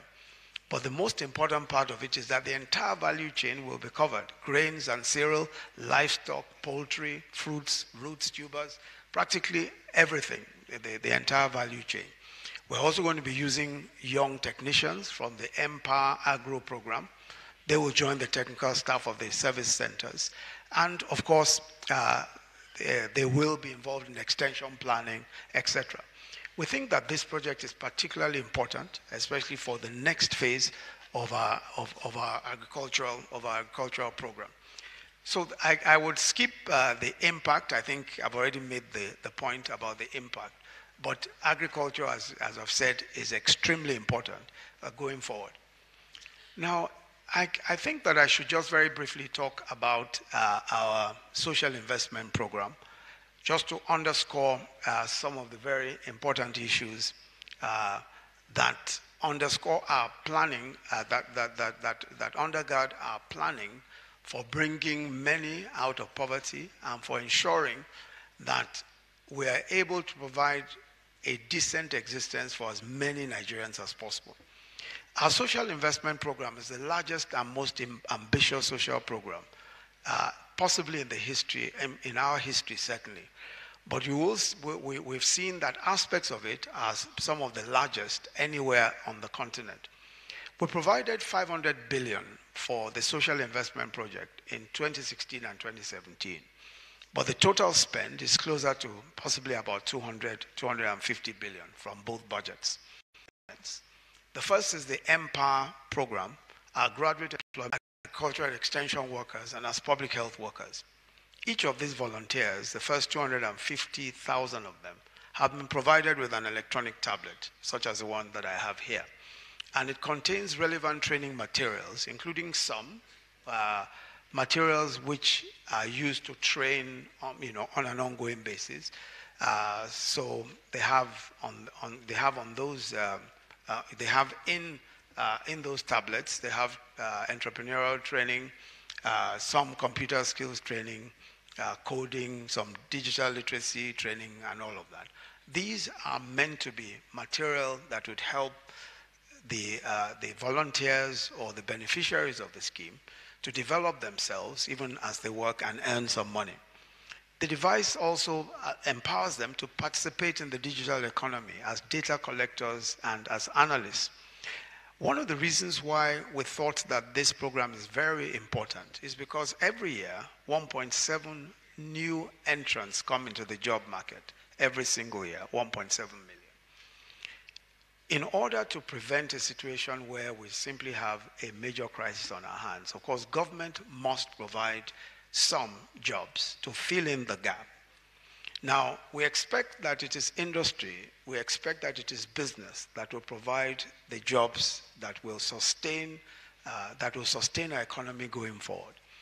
But it's impossible to deal with the numbers if we're expecting industry to provide all of those jobs, because it will take a while for industry to be able to provide the jobs. That's the reason why the Empower program was created, to fill in that gap. So we employ 500,000 for a start, and we're looking at employing a further 500,000 to make that 1 million, in order to be able to bridge that gap as much as possible for a 2-year period, and then of course it can be extended as we go further. But we believe that that government must provide some employment opportunities that it pays for, and of course as it provides that opportunity, we also train those that we provide the opportunities for, in order to ensure that we don't have a situation where far too many people are out there on the job market. There's also the Government Enterprises and Empowerment Program. These are interest-free loans ranging from 50,000 to 350,000, disbursed so far to more than 400,000 market women, traders, artisans, farmers across the 36 states of the country and the FCT. 56% of the loans have gone to women. Now, aside from that program, we have the Trader Money Program. It's an important component of giving microcredit to the bottom of the trading pyramid, the smallest businesses, the one-table trader, the bread seller, the plantain seller, the meshai or mesuya, and all of those kinds of people whose inventory is usually no more than about 1,500, 2,000 naira. This is the largest segment of our trading population in Nigeria. Is that the largest segment? They're the largest number. They are an important part of the value chain for most goods. They sell the single sachets of soap, of sugar, spices to the largest numbers of our people. But they are forgotten and they are ignored in the economic plans and budgets. And they are considered too unwieldy and too risky for microcredit loans. Under that scheme, we've been able to give microcredit to 2 million petty traders across the country so far. The scheme, and how it works is that, of course, it's a scheme run by the Bank of Industry. The Bank of Industry enumerates those who get the loans, and they're given 10,000 naira in the first place. When they pay back within a 6-month period, they're given 15,000. When they pay back, they're given 20, and it goes all the way up to 100,000 naira. Now, it is, sometimes you hear people ask you, what can 10,000 naira do? Obviously, such people, haven't seen the things that some of us have seen. Very clear that if you look at the average petty trader, most of them, if you look at somebody who is selling plantain, their inventory is not even up to 2,000, 3,000 naira. Somebody who's selling groundnuts or selling some, small stuff, usually the inventory is so small. I was at Yaya market in Abuja, and I was speaking to a woman who was selling her pomo in a bucket.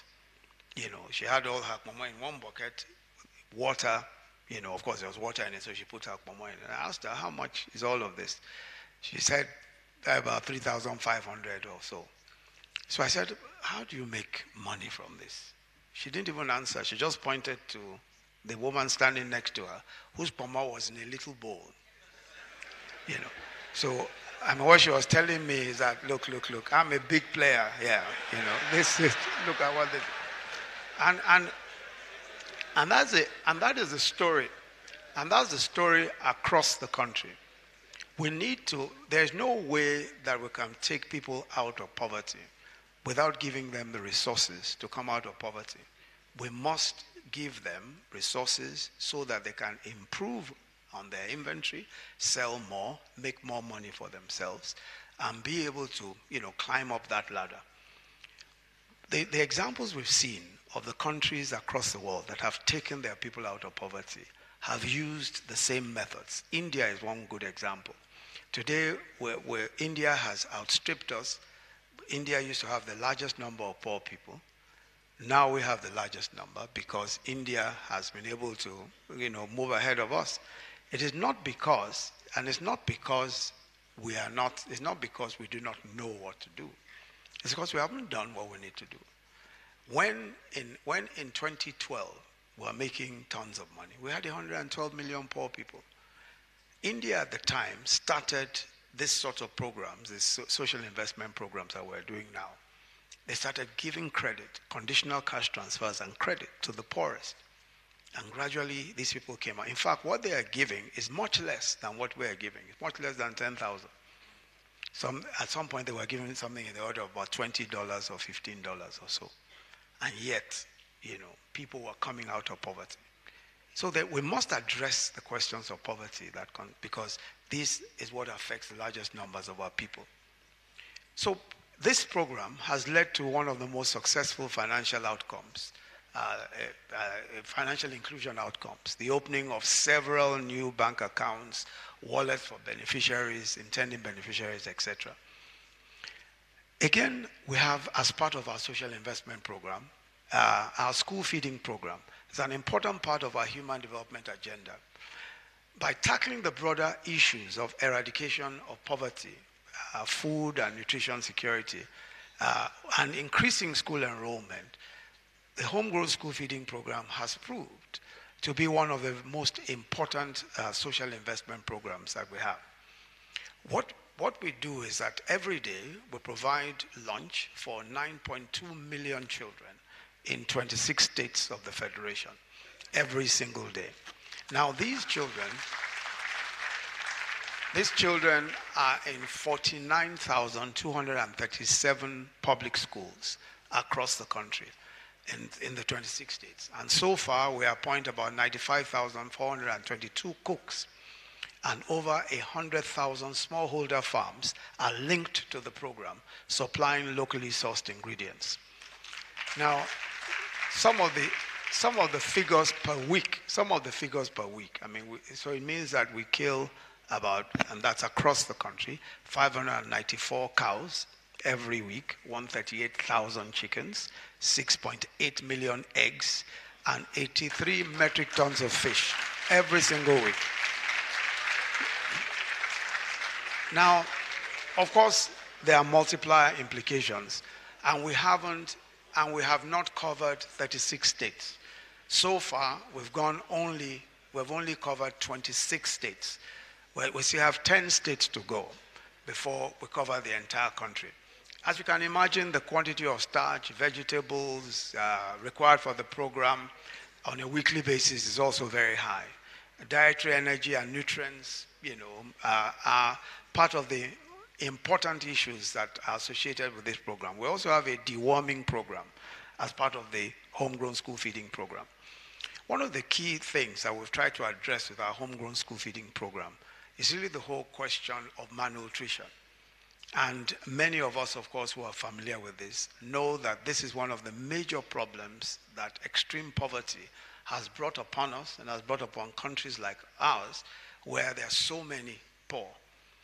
What it means for many young children, especially those between the ages of 0 and 6 or so, is that where they are malnourished at those in that age bracket, they become stunted in their growth, their mental growth, and it usually is irreversible. So unless we're able to provide some circle, some food for them, some good nutrition for them, at those, especially in that age bracket, we will lose practically millions of young Nigerians who will be stunted in their mental growth and who will remain stunted for the rest of their lives. So this program is particularly important for us, and we intend to expand it and to take it even to the preschool early education as much as possible. Now, aside from the homegrown school feeding, of course, I've talked already about conditional cash transfers, etc. And I'm not going to take any more of your time.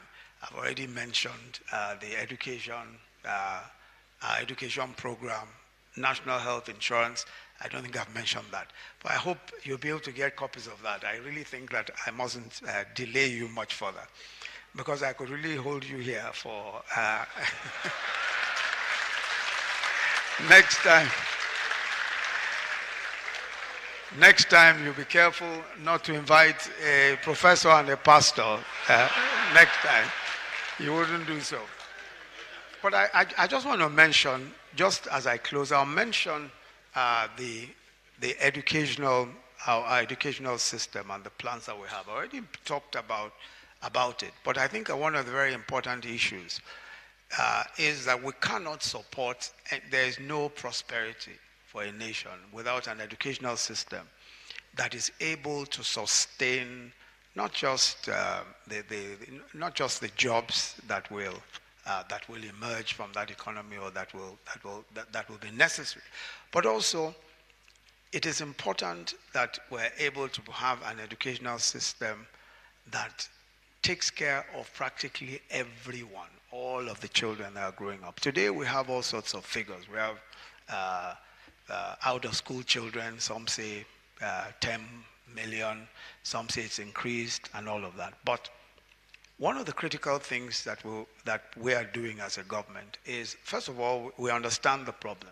When you talk about out of school children, you are talking about mainly primary school children. Now, primary school education is run by states, as you know, states, the local government. They run primary school education.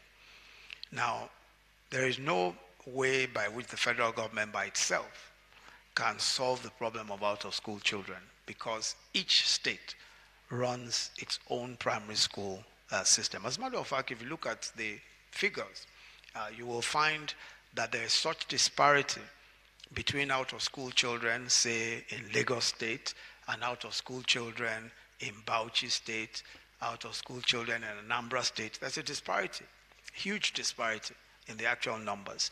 So what we've tried to do at the level of the National Economic Council, which I have the privilege of chairing, the governors will meet every month, and we've looked at each state. So there's almost what we call a name and shame. So we pick a state and say, now how come you have 100,000 primary school children that are not going to school? How come you have 300,000? How come you have 400,000? What can we do to resolve this problem? Then, as I said, there's a huge variety or in the actual numbers, but what it is that we simply have to compel the states to provide more resources for education. Also healthcare, because primary healthcare, of course, as you know, is state-run. So we really have to provide, we have to ensure that the states provide more resources and that we back the states as much as we can with resources for education and healthcare. There's no... What I've seen is that obviously in the next few years we will resolve the problem of out-of-school children. But my greater worry is with respect to the quality of education, which of course speaks to the question of teacher training, the quality of teachers. How do you get the best quality of teachers? And that's why, one of the big projects that we're doing with the states is the whole question of revamping teacher training. How do we revamp teacher training? How can we ensure that teachers are not just better trained, but trained in the particular skills that are relevant, especially digital literacy skills, and those skills that are relevant for the immediate future. So there's a lot of attention being paid to that at the moment. As a matter of fact, if you look at our educational program, there are 3 broad pillars of that program. And all of them address questions of how to ensure that we adequately resource teacher training. And in this respect, where the federal government, of course, is going to back the states, give resources, add resources to what they have to be able to resource teacher training. But also to develop the kinds of classrooms, the kinds of accommodation that we need now. Because if you look at what is required, a lot of what is required for digital training and all of that, the classrooms need special equipment. There's a need for us to bring in special equipment. But fortunately for us, there's a lot of help coming from practically everywhere. And equipment is getting cheaper and cheaper, not more expensive. As a matter of fact, what we've seen is that we can, using some of the tools that are already available, train more, train faster than ever before. And we think that if we focus on some of the work that has been done elsewhere, especially large populations like India and all of that, we'll be able to move even much faster. But the other point with respect to education is girl-child education, as the education of young women, of the education of girls.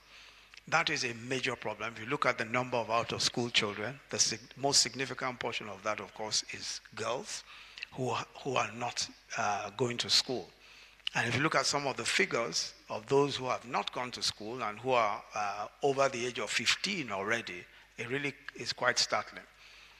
But we must do everything that needs to be done. Some of it is cultural, some of it is, early marriages and all of that. But we think that now there's more attention being paid to ensuring that young girls are going to school. A lot of the governors, especially in the states where this has proved to be a problem, are far more willing than ever before to commit to girl-child education. And everyone knows that if girls are educated, they wouldn't marry as early as they marry. That will also affect population. Already we're all panicking about our population, which we're going to be the third or so most populous country in the whole world by 2050. So everybody's panicking about that. But if you actually improve girl-child education, we can reduce our population considerably. Because all of the studies show that educated young women have fewer children than the illiterate or uneducated ones. So that at least is one way of ensuring that we're able to also deal with the population issues. But those are some of the broad questions and issues that we have to address. So just to end, I'd like to say that our country is set for progress. There's no question at all that our country can prosper. If we stay the course, our problem has never been ideas. Our problem have never been plans. Our problem has always been how to ensure that we implement those plans and that we do what we say we'll do. And I think that President Muhammadu Buhari, as I always say, is not an orator, but he's a well-known doer. And I think that this one we will do by God's grace. Thank you very much.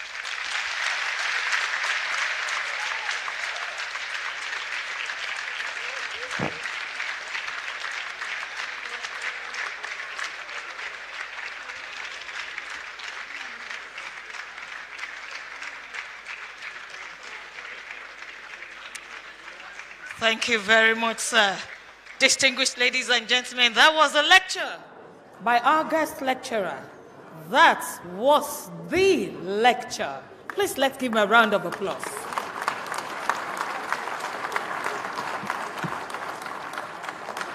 Thank you, sir. At this point, distinguished ladies and gentlemen, permit me to call to the podium the Registrar of University of Lagos and Secretary to Consul of University of Lagos, Oladejo Aziz Esquire.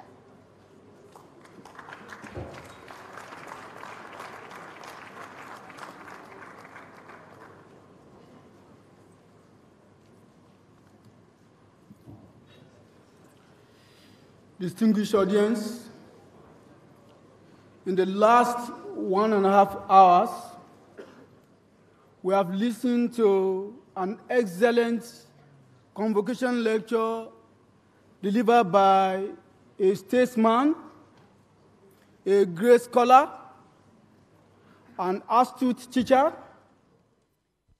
We're still on the 50th convocation ceremony of the University of Lagos, and that was the lecture by the Vice President of the Federal Republic of Nigeria, His Excellency Professor Yemi Osinbajo-San, GCON. And the title of the lecture was Nigeria Rising, the Path to Prosperity. The Vice President took his time to outline a great deal of achievement of the present administration in various aspects of our economic, social, and political life. The convocation lecture is gradually going to its close, as we now have on stage the Registrar of the university giving us capping and appreciative words by the university. Still join us. We are at the JF Adeajayi auditorium of the University of Lagos, and in session the 50th convocation ceremony of the university. With the University of Lagos, the University of First Choice and the nation's pride, since 1984, when he was Pro-Chancellor and Chairman of Council. Applause for the Chairman. Again, he has also donated the Otombanefo Research and Digital Center to the university, and by so doing, he has become, or is automatically, a member of Committee of Distinguished Nigerians who have permanent presence in the University of Lagos. Applause for him.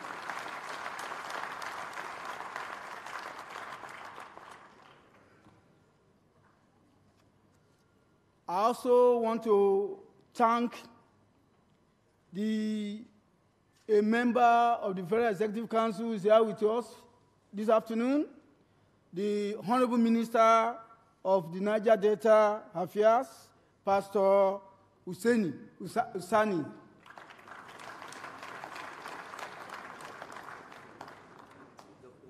Our appreciation also goes to the Governor of Ekiti State, Dr. Kayode Fayemi.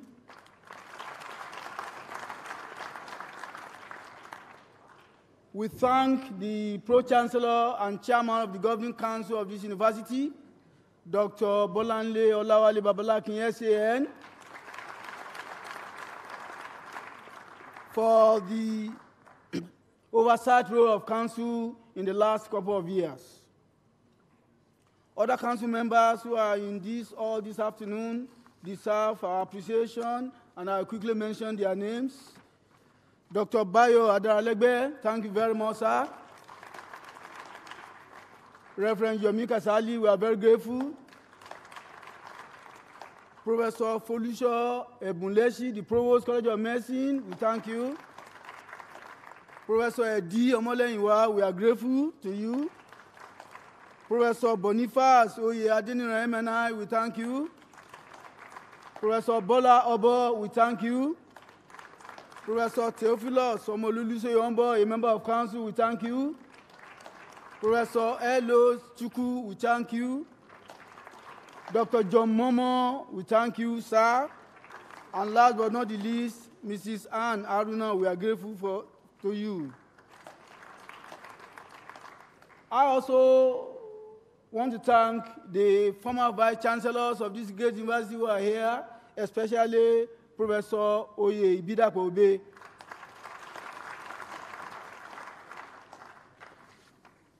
We thank the Vice-Chancellor of this great university, Professor Oluwatoyin Temitayo Ogundipe, FAS, and the management team who have ensured that we achieve relative peace in the last couple of years.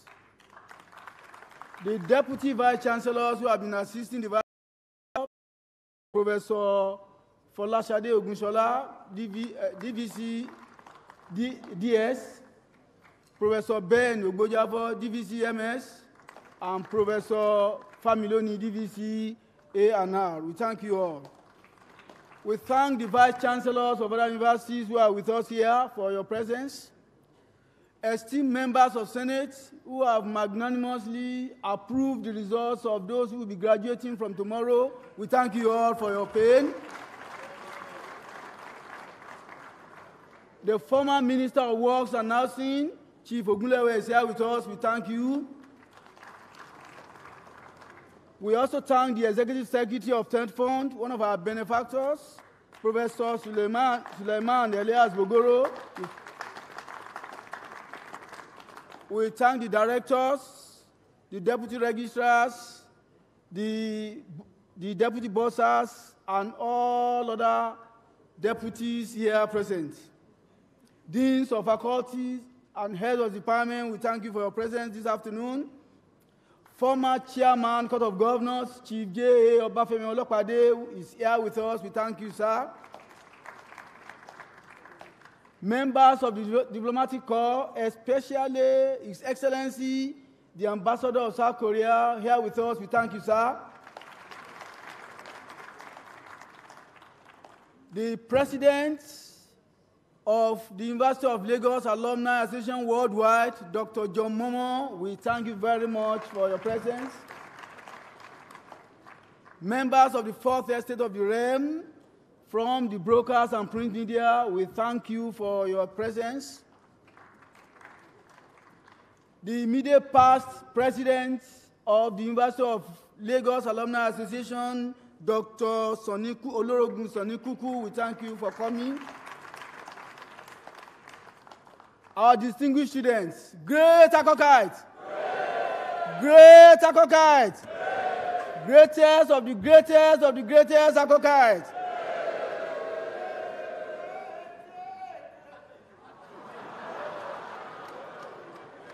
Please remember that convocation activities continue tomorrow up to Friday. Please endeavor to be here.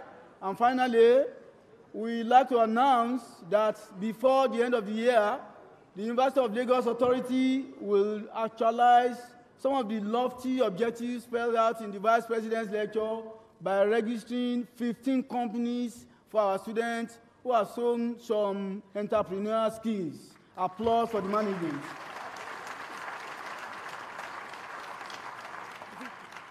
Ladies and gentlemen, I thank you all for attending this convocation lecture, and I pray that God will bless all of you. The second leg of my job is to present a gift to the Vice President. I respectfully crave the indulgence of the Vice President to come to receive the gift. The Vice President, sir. Oh, okay.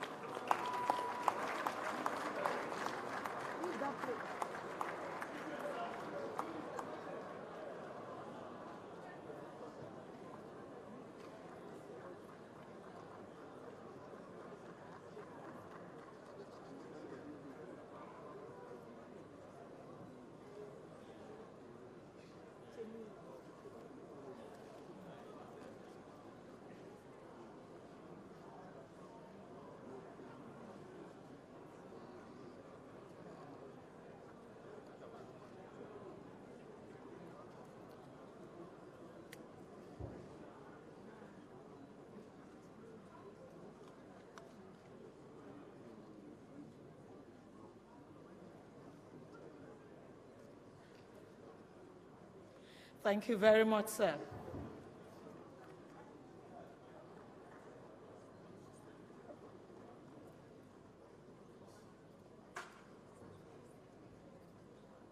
The next gift will be presented to the chairman of this occasion, Chief Otto Mbanefo.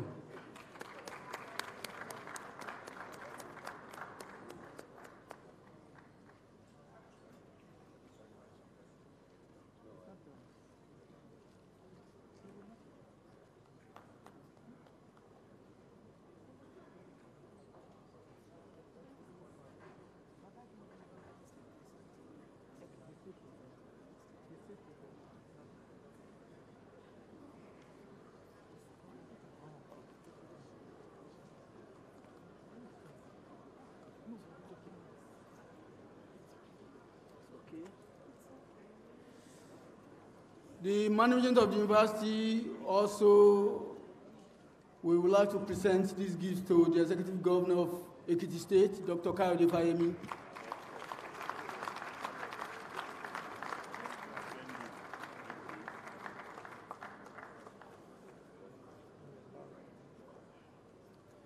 The ES State Fund, the Executive Secretary of State Fund.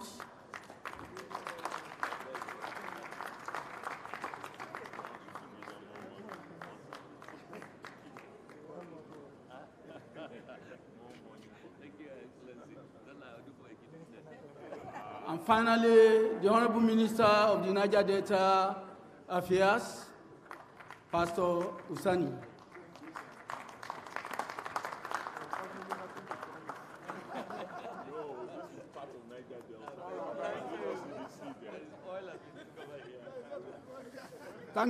Thank you all for coming, and God bless you all. Thank you very much, sir. Distinguished ladies and gentlemen, everything that has a beginning surely must have an end. And you must agree with me, it's been a beautiful day today. I would like to call on Dr. Ismail Musa to close up for us. He's the Chief Imam of University of Lagos Mosque. Please let's give him a round of applause as he comes up.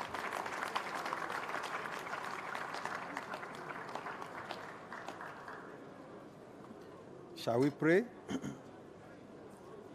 أعوذ بالله من الشيطان الرجيم بسم الله الرحمن الرحيم الحمد لله رب العالمين. In the name of Allah, the Beneficent, the Merciful. We thank Allah for His numerous mercies. We thank Him because He has granted us a good day, a good lecture, and a good guest lecturer.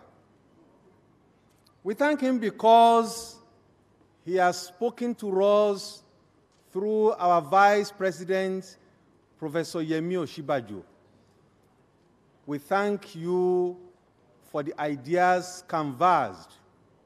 We pray that you grant us the grace of being able to implement those ideas for the development and progress of our country. O Allah, this is just the beginning of the 58th convocation ceremonies. O Allah, we pray that you grant us success throughout the rest of the programs.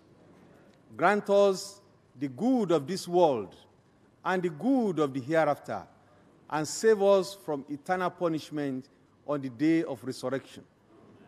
As the Vice President departs and the rest of our guests, we pray that you grant them journey mercies to their respective destinations. Subhana rabbika rabbil izzati amma yasifun, wa salamun ala mursaleen, walhamdulillahi rabbil alameen. Amen. Thank you very much, sir. We will take the national anthem.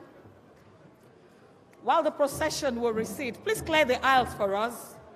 Please kindly clear the aisle because the procession will recede in the reverse order. The national anthem first.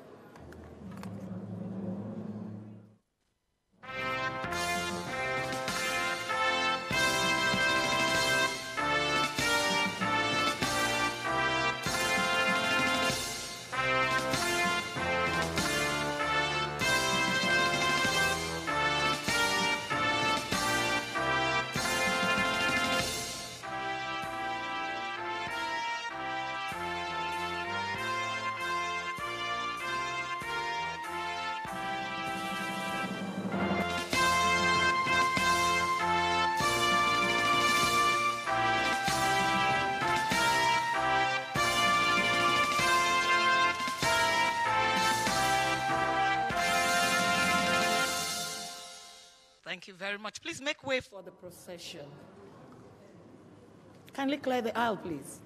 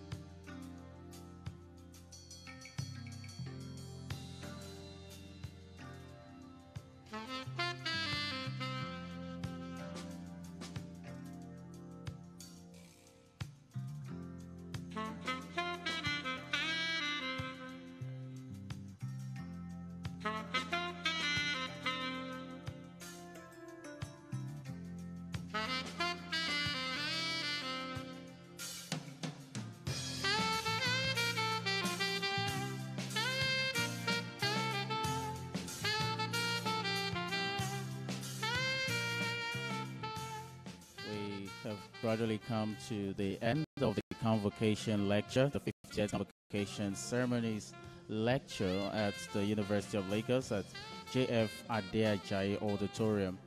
And the procession is finding its way out.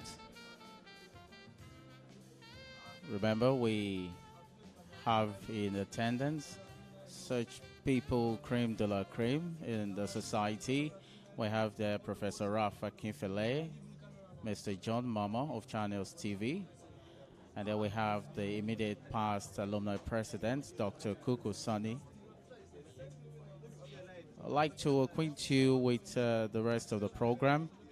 Well, it's not over for today. We still have event C, the luncheon with the Doing, taking place at the Senate Lounge. And capping it today will be the Chancellor's reception at 7 p.m.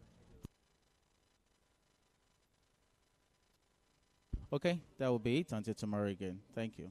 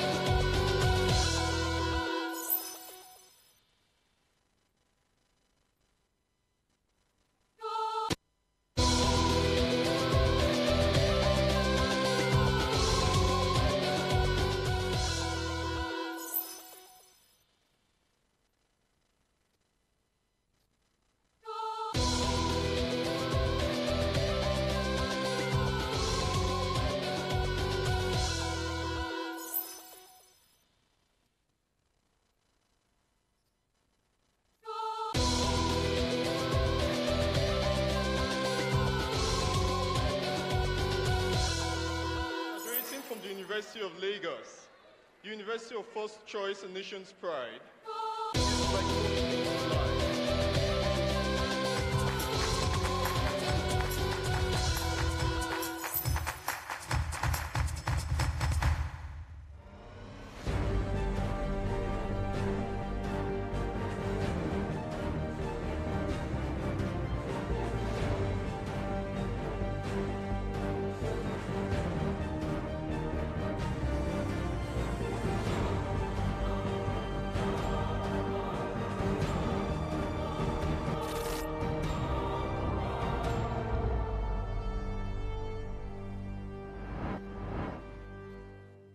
Graduating from the University of Lagos, University of First Choice and Nation's Pride, is like most things in life, it isn't easy.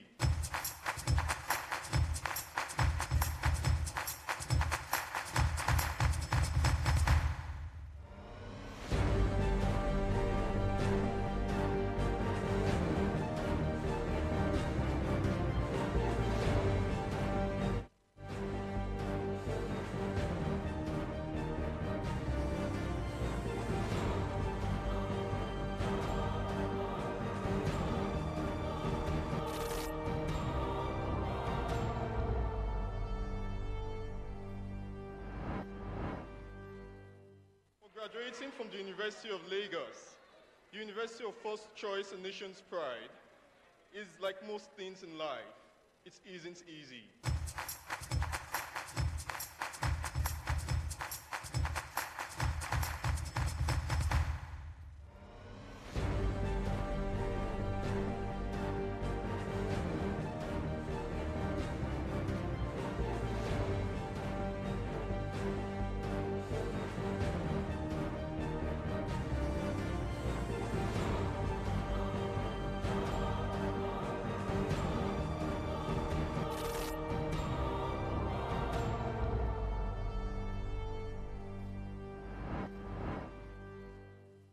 Graduating from the University of Lagos, University of First Choice and Nation's Pride, is like most things in life. It isn't easy.